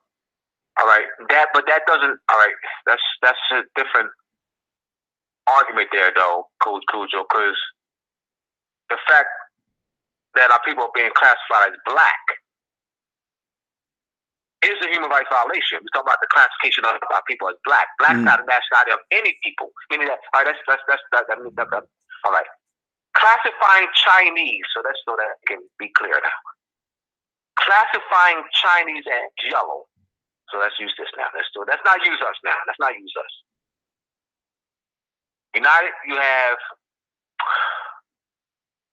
the United States occupies China. They subjugate the Chinese. And they classify the Chinese as yellow in the records. That's a human rights violation. I mean, what I'm saying, well, how does the issue of indigenous or aboriginal or, you know what I'm saying? That has, I mean, if I'm addressing the United Nations on that fact of United States classifying the Moors as black, that's a human rights violation. That is putting a people in a perpetual civil death and genocide. Because that's the so I mean, how did the Aboriginal indigenous argument come in? Though we are that. Yeah, just from the perspective of. All right, if we weren't that, all right. So I'm saying, all right. So if we weren't Aboriginal indigenous indigenous, my statement still stands. So my statement, my claim will still stand because they classify a nation of people as black. That's human rights violation. Whether we're indigenous or not. You know what I'm saying? Because I'm trying to understand, comprehend why at the time that I was making why the indigenous argument came in. Because it still would be a human rights violation whether we're indigenous or not. Right, but being indigenous doesn't make it human or not. It's makes it a human rights violation. Because of black specifically. You know what I'm saying? Yeah, I'm saying because it's not a nationality. Right. But I the perpetual civil death. Right, but Aboriginal and Indigenous isn't a nationality either. So does that also? Yeah, but that would. But so does no, that but also apply to but that? that's not human rights violation, though. That's not human rights violation. That's not human. That wouldn't be a human rights violation. You know what I'm saying? That's not a human rights violation by saying that we're indigenous or indigenous. Let me explain. Indigenous, Aboriginal. All right, so we have the original people of the land, our ancestors. Our ancestors are the original people of the land. They are the original first inhabitants. That's about thousands of years ago. We are derived, we are descendants of the original people of the land. So I don't have to say, I just say Aboriginal. So what word, Abdullah, will identify the descendants of the original people of the land? Oh, that word is Aboriginal. You have the original people of the land, the first inhabitants, thousands of years ago. And you have the descendants of the original people of the land, Aboriginals. Descendant from the originals. Aboriginal from the originals. Indigenous, the natural people of the land. So you have a plant. A particular plant is indigenous to a particular region. And what that means is that particular plant is organic. So let's look at some synonyms for indigenous: organic, natural. So an organic and natural would be synonyms for indigenous. You'll often see the word indigenous being applied to plants.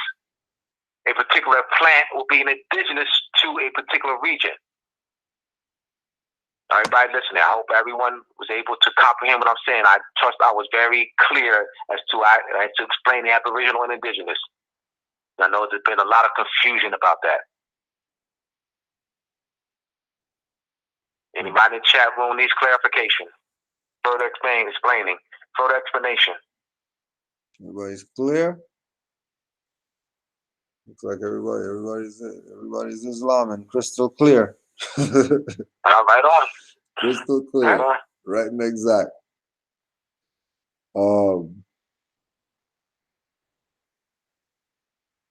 What else was there? Oh, when Nobu Drew Ali said government in his writings, what government was he referring to? Parts of the said government, the Moorish government, that's under United States European control.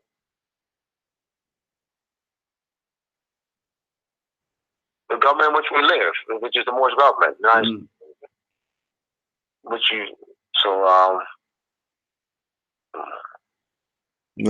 Talking about this Moorish government that's headed by Donald Trump, which is the occupier colonial position in a seat that's they're taking. Exactly. They've taken. Exactly. They've taken. Yes. Right. Yes. That's why you're saying with he has the pilgrim hat and he has the fez. Because Exactly. That's what I'm saying. He wears two headdresses. Right. Yeah, the pilgrim hat and the fez. Because you gotta make the connection. Yeah. That's why I'll use that. The pilgrim hat and the fez. Yeah. Now could you speak on the pilgrim means foreigner. Pilgrim means distant wanderer. Yeah. Could you speak on the doesn't mean they've defined pilgrim connotatively. The etymology of the pilgrim, peregrinus, which means foreigner or distant wanderer. They'll connote it in textbooks as a group, distinctive European group, distinctive religious. No. That's all Europeans. Donald Trump's a pilgrim. Al Gore and them, they're pilgrims. Hillary Clinton, pilgrims. Paul Stockholm, that pilgrims. Not, well, I'm not a pilgrim. I don't belong to that. No. Pilgrim means foreigner. Distant wanderer. Protagonist, yes. Not some distinctive, group of Europeans, for a religious group. No. That's the connotative meaning. That's not the denotative etymology. Is there any relation to Nobu Drew Ali's prophecies and government shutdowns?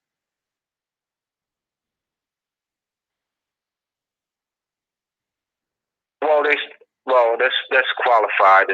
That's qualified government shutdown, which is the Moorish government. So we want to make sure that the government that's shutting down would be Moorish government, not United States, which is not a government. And that's all that is. Once again, that's dealing with economic terms, finance, and equity. Having a certain window or ceiling to run the affairs. It doesn't mean that it's not. There's no actual functioning going on. That's because we have courts are still going on, and you have people getting their mail, and you're looking as far as certain amount of funding is not being bring forth. They have to come up with a budget. So there's a delay on their balancing a budget. And so they refer to that as shutdown. Mm-hmm. But that doesn't mean that there's absolutely no functioning. That's not the case at all. Right.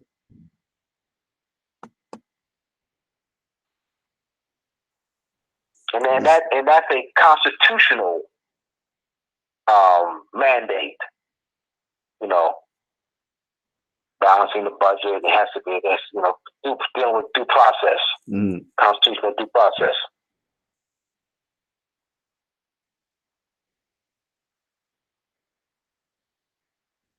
But the whole perspective is that they're posing as Moors the whole time. Yeah, that's what they wear our feathers. Yeah. And once again, the Gratuals and the Shriners. Absolutely. Now is there a metaphysical reason for that as well? Why they would wear fezzes and have a lodge and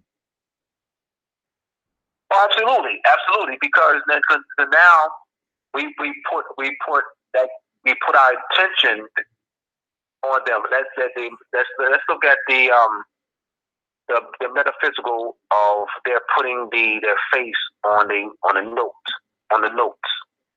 1 note, 2 note, 5 note, 10 note, 20 note, 50 note, 100 note, 1,000 note. All right, that's why they put their faces, because it ties in. Whenever we look at it, you, myself, anyone look at it, that note, we just gave them power, because you are projecting. It's subtle. We look at it because if you hold it, if you look at it, you're going to look at it. You're going to look at their face. And then you have Europeans that look at it. So you have Europeans and us. So we're looking at them, so we're projecting onto them. And it's subtle. They're projecting onto them. Mm-hmm. That's why they did that. And once again, that's why they're wearing our Moorish feathers, because we projecting in them into rulership. Mm-hmm.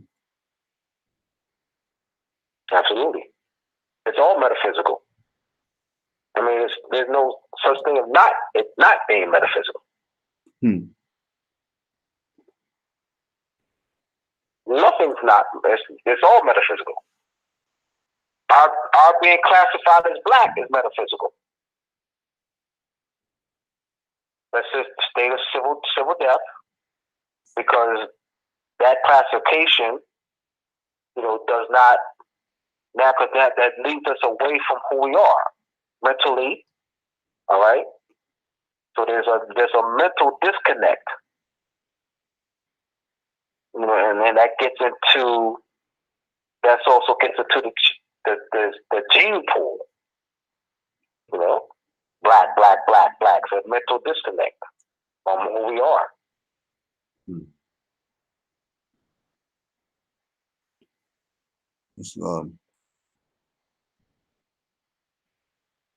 Now, how do we repair that mental disconnect?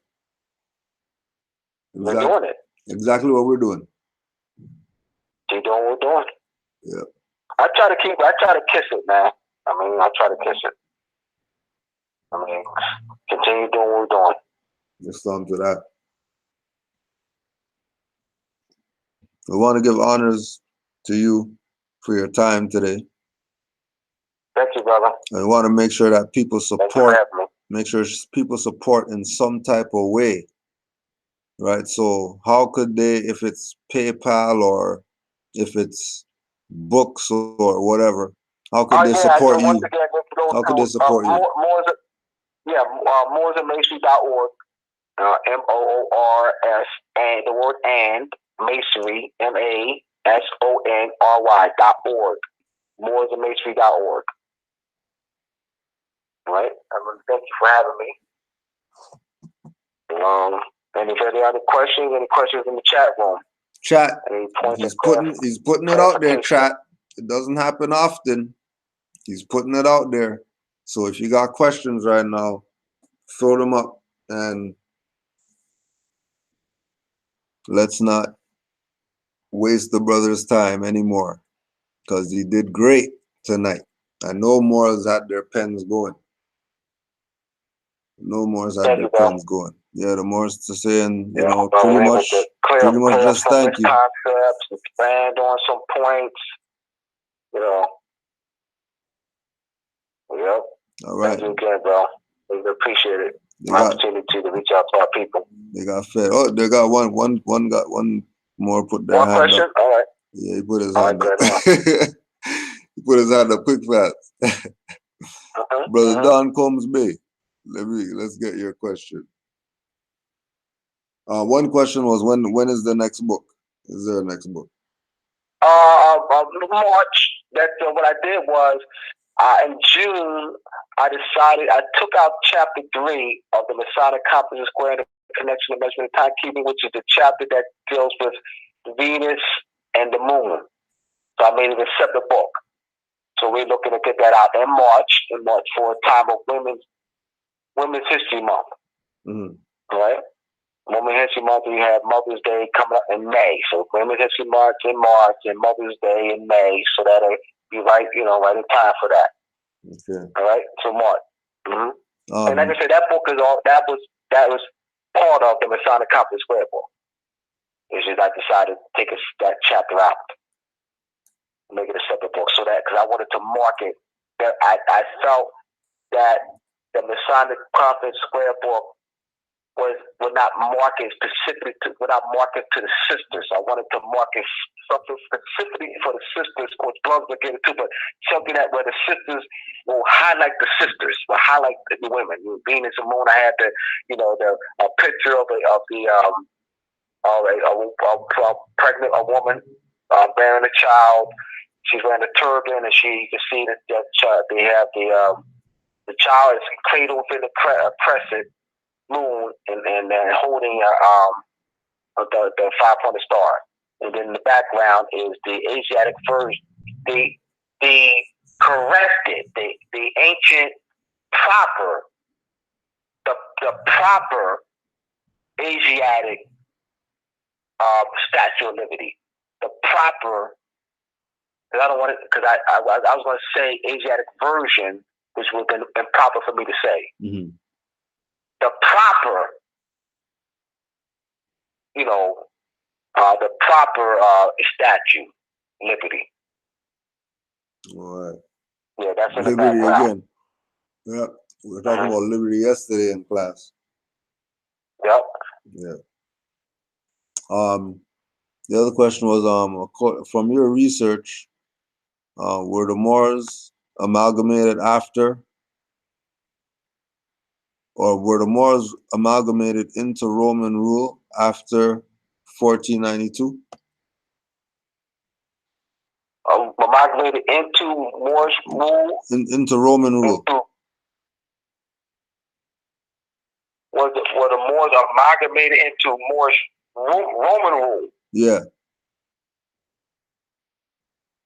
Well, it actually would be, all right, there's a misconception there. So let me,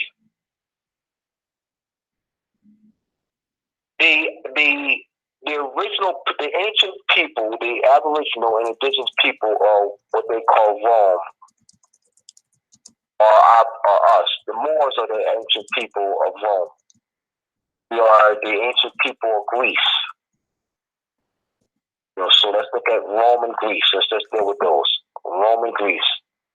When you if you were to go to school and you study what they call Roman history and Greece history, you actually are reading about yourselves. Huh? Abdullah? Man, don't have to cool you. Do not bring this brother on the show again. Yes, you're reading about yourself. They Europeanize the images. There's a book. Let me give support. I don't just talk about cool you already do it, I don't talk about my ass. No, never. There's a book called, 2-volume book called Black Athena by Martin Bonnell. Just so you don't talk about my ass. Black Athena, Martin Bonnell. There's another book called Blacks and Antiquity by Frank Snowden, Snowden. In Blacks and Antiquity, Frank Snowden has over 100 photos, more busts, statuettes, figurines of Greece, Moors in Greece. Busts, faces, dark eyed Moors, broad lips and thick noses, thick lips and broad noses.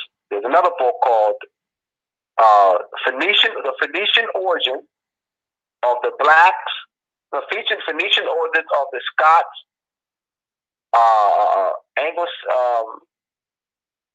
Phoenician origin of the Scots, Anglo-Saxons, and Britain, Scots, and Anglo-Saxons. In fact, the title Britain is a Phoenician title. British, Britain, Britannica, Britanni. That's it. Britain is a Phoenician title. George is a Phoenician title. You have the coat of arms of European families. You see Moors in the coat of arms of European families all throughout Europe. You see the Moorish bloodline all throughout Europe. But once again, going back to the Roman and Greeks, we are the Greeks and Romans that they're writing about. But once again, if you're going to take a book, course on Greek and Roman history, you're reading about yourselves. They Europeanize the images. See, Hakim Bey said over 25 years ago, the Europeans grafted themselves on existing history.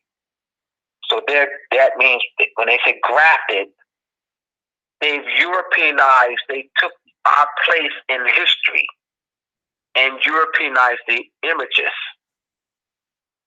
So you don't think you're reading about yourselves when they talk about the Greeks and Romans. You're reading, that's us. It's us. We're the Greeks and Romans that they're writing about in the textbooks. So I just wanted that, because I'm saying because the question was coming from that information that the one who wrote, the one who asked the question needs to know what I just presented. Right, and then after, I thought they did correct themselves because they actually meant Catholic. That's what I thought. Yeah, they correct themselves. They actually meant Catholic, not Roman. But the fact that you explained it was still needed to be done. Oh, absolutely. Yeah. Absolutely. I already know what people are. Yeah. Absolutely. So we're saying Yes. amalgamated into Catholic rule after 1492. All right. Well, Catholic means universal. You have, the Catholic refers to universal, amalgamated to Catholic. I understand. All right. So let me. He's talking about the what the authors. There's authors who will write that the word Morisco, we because it's connotation. Because Morisco is derived from Moor. It's not, it doesn't mean, say, Moors who they call conversals. They refer to Moriscos as conversals who converted into Christianity. But that's a false paradigm, though. That's not epistemology. That whole write-up, that whole statement that it's not based in epistemology. You're taking, creating, having the word Moriscos, all right, and defining it as, a conversal. All Morisco is Moor. I mean, it's just a derivative of Moor. Morisco. So they use constructive language to deconstruct consequentity and to move away from the epistemology. So it's not based in epistemology.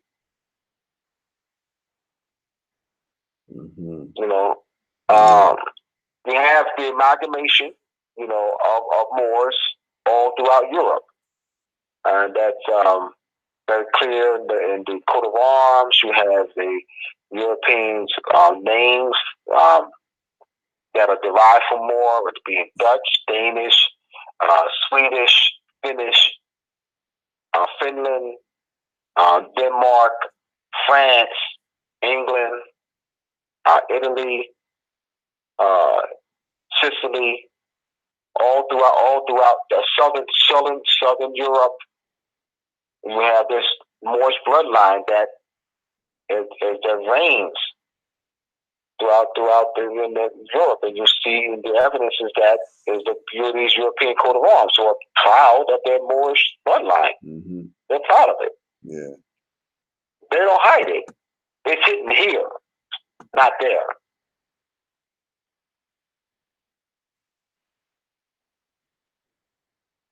So, and let me ask you this: there's this thing going around about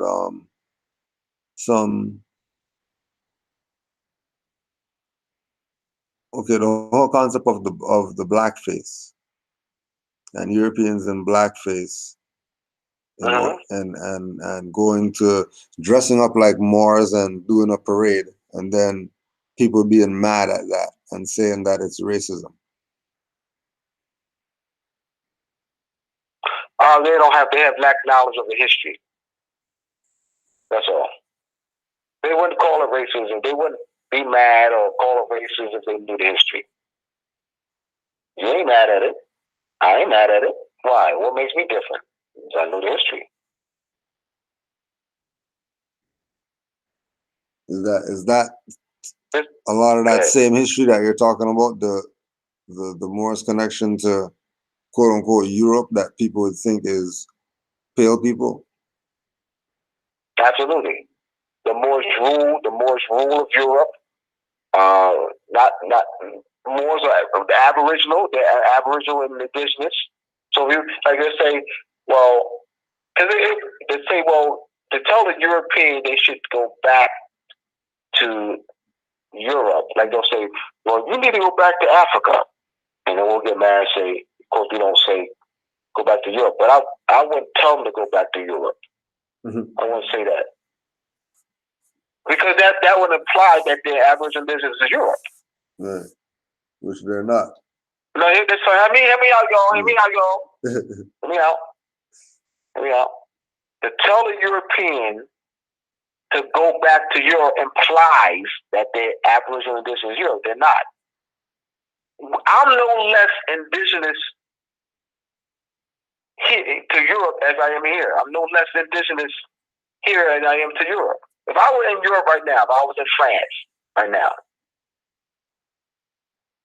I'm home. I'm indigenous and Aboriginal there, as I am here. I'm no less indigenous to Europe. I'm no less indigenous. I'm only saying I'm arguing the point here because I'm here. But if I was in France right now, the same indigenous and Aboriginal argument that I'm making here, I will make there. That's how clear I am. That's how clear I am. The same indigenous and Aboriginal argument I'm making here, I will make there. The same argument. With the same force, same energy, same everything. That's how clear I am. Don't let them fool y'all. They're playing y'all. Don't tell them don't go back to Europe as if to say, imply that they're indigenous. They're not indigenous anywhere. Not even Europe. They're playing us. And even those Moorish scholars are playing us by saying the dark continent. No, put the S on that.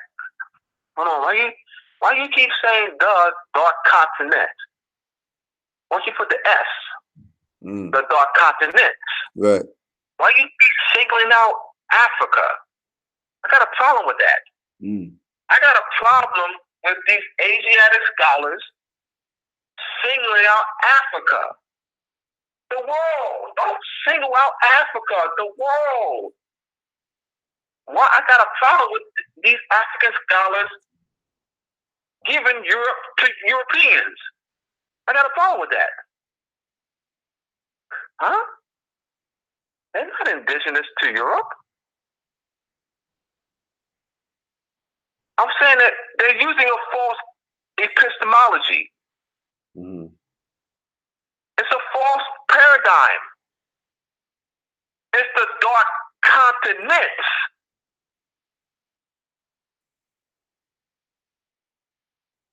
Yes. Asia is no less dark than Europe, Africa. Yeah. I'm saying Europe is no less dark. I'm talking about indigenous now. Hear me out, y'all. Hear me out. Follow me, because I don't talk about my ass. I'm gonna talk about my ass. Hear me out. We need proof. All right. I'm saying Europe is no less dark than Africa. I'm talking about the indigenous people. I'm talking about the indigenous and Aboriginal people. Europe is no less dark. Europe, the dark continent. I'll be discorrect. I would say it won't be the dark continent. All right, Europe, a dark continent. I just made a factual statement. Europe, a dark continent. That's a factual statement. Once again, Frank Snowden. Blacks in Antiquity. Martin Bennell, Black Athena. The Phoenician origins are the Britons, Scots, and Anglo-Saxons.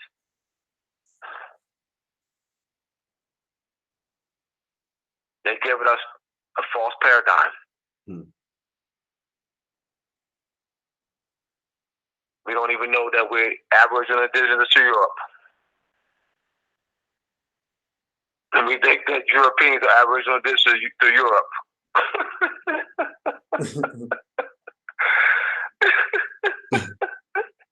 They've been playing us with that. Oh my God, they got us coming and going. Up and down. Up and down at the same time. They got us thinking that there's only one continent that's dark. and that's the scholars, right? One time, yo, was so the Africa is the only dark continent ever was, and everything else. No. They're lying. It's lying, man. It's lying. Yeah, lying. Somebody had a question. They asked it about 50 times, but I keep missing it in the chat. But I found it again. What do you think about Rex 84 as it relates to the divine warning by the prophet and again the quote unquote government shutdown? Brother, I love you for that.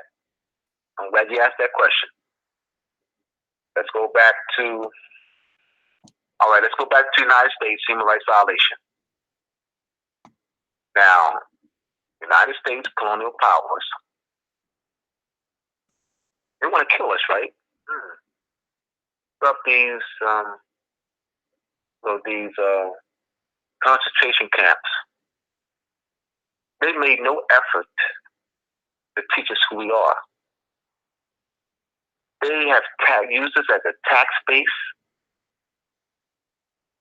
beat us over the head, and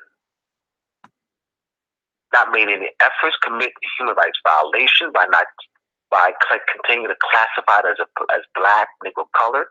They created the race and ethnic status for federal statistics and administrative reporting in 1977. They've classified us in the 1970, 1980, 1990, the 2000, 2010 census as black, Negro, colored. Committed grave human rights violations because of that. And they want to set up concentration camps to kill us. Use it as a tax base. You bomb Wall Street. You bomb Tulsa. 35 blocks. Displaced 10,000 people. The insurance companies did not honor their claims. Rosewood, you want to kill us.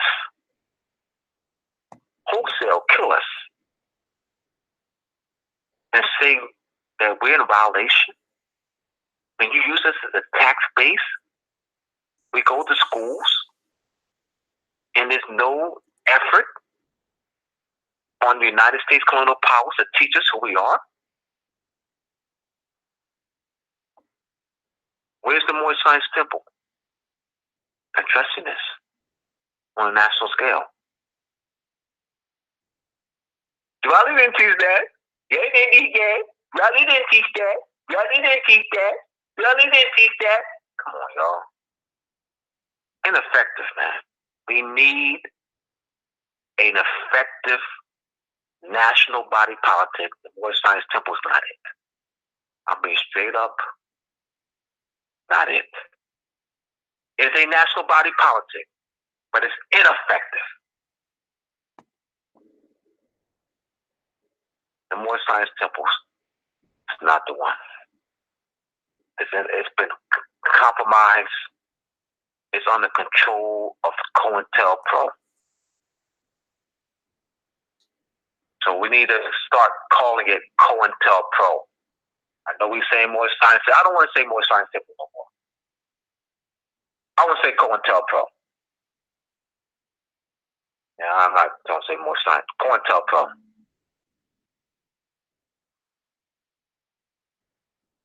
COINTELPRO. That's COINTELPRO.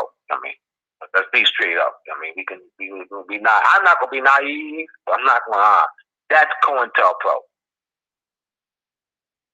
Yeah, the priesthood is dead.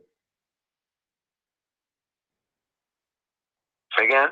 The priesthood is dead. Yeah. Yep. So to address, we can address Rex 40, King Alfred, Rex 84. Yeah. We can, but it's going to take a national body politic to do that. Mm-hmm. But we can address that for all our people, on behalf of all our people. Right. We have to address the state of civil death, perpetual civil death. And that's what black is. Black is the perpetual civil death of the Moors.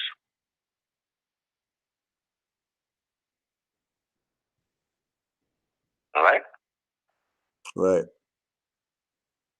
Oh, another question came through. Would Great Seal be an effective body politic to speak on these matters? Absolutely. Absolutely.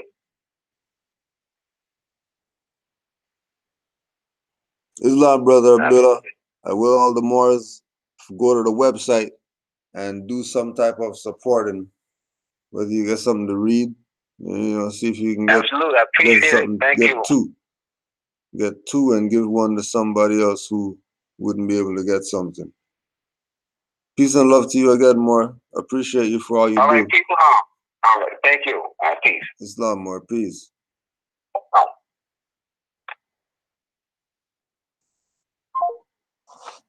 So there you go. Can't say we don't rep for some Nobu Drew Ali.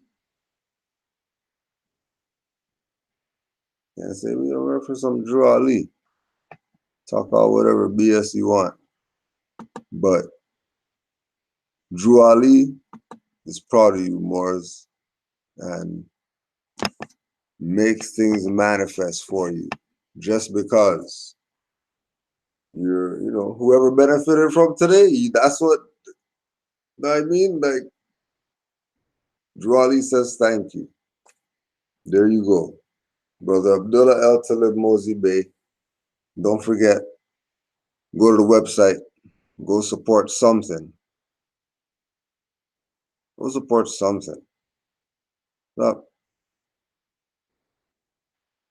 sneaking in the stuff, not liking, not sharing, just sneaking in there. Getting stuff. 20 of you didn't even thumbs up. We see you back there, hiding in the back. We see you back of the bussers. Make sure you like and share. Don't let the Muftis find out who you are. Don't let the Muftis find out who you are. Because if the Muftis find out who you are, the Muftis find out who you are. Islam, Moors. You sat down and you attacked the master teacher because you thought you heard something that you didn't hear. That's the first violation. You don't come in. First of all, you come in and you act like you come in peace, but you don't.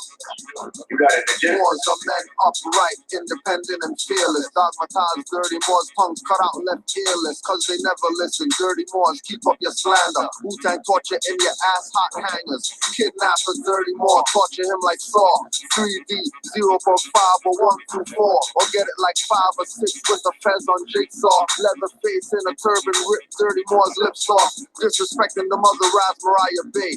Wrap him up like double crochet, the barbed wire away. Throw him off the bridge or feed him to the piranhas. Yellow journalists more spread nothing but propaganda. Idi Bay. Treat the temple like Uganda. Dirty Moors like foreigners, crush the dust like ganja. Not worthy of being Moors, we call them dirty the Jesus. Solomon Seal spell command 72 demons to get you. This is what the temple guys actually say. That Canaanland is not a part of North America. Canaanland is bigger. Yo, it's ignorant, man. I mean, come on, you're talking about the same land, man. Canaanland is actually bigger than the landmass they know as the corporate United States. Almost twice as big. And if they had any sense, they could just go to Google and they can type in North America and find out North America goes all the way up to Green. But they're ignorant. They don't want to do that. They just dealing off emotions. You might hear hoarse voices, see frog faces, and who's feet. Demons we run with, spit fire with gold wolf teeth. Keep playing. Forget back teeth. New Moors are an issue. Get Ginsu. Maybe a dream visit from Vishnu. A nightmare to never end and always continue. Cold as an igloo. Dealing with my trust issues through vigilance. Active Moors are militants. SPLC dirty Moors call that sovereign citizen. Lying for views. They notice all the MCQs. Benz need gas and fixing, but not enough dues. Pigpen Bays sell you out for peanuts, claiming that we nuts. For teaching birthright street level, keeping it beat nuts. To any members of the MSPA that's out there listening to what I'm saying, please get it through your head I don't have a problem with the MFTA. I got issues with These are Kendrick Lamar, stay surrounded by feathers. Dirty's guilty of fraud if Drew Ali scrutinized their ledgers. Getting proclamations from Morocco, disrespect us. Corporate city only recognize people's court jesters. Handing their back, Moorish puppets and minions. Never get the human rights recognition like Moors near Virginia. Commonwealth, for active Moors knowledge, the Commonwealth. Dirty's claim more, but really on the straw man help. Authenticating a birth certificate, that's not significant. Civil little more two status syndicates. In more faith, watch them two more status Indians claiming Turtle Island are lying, so intricate. long days and long nights. But this message needed to be heard.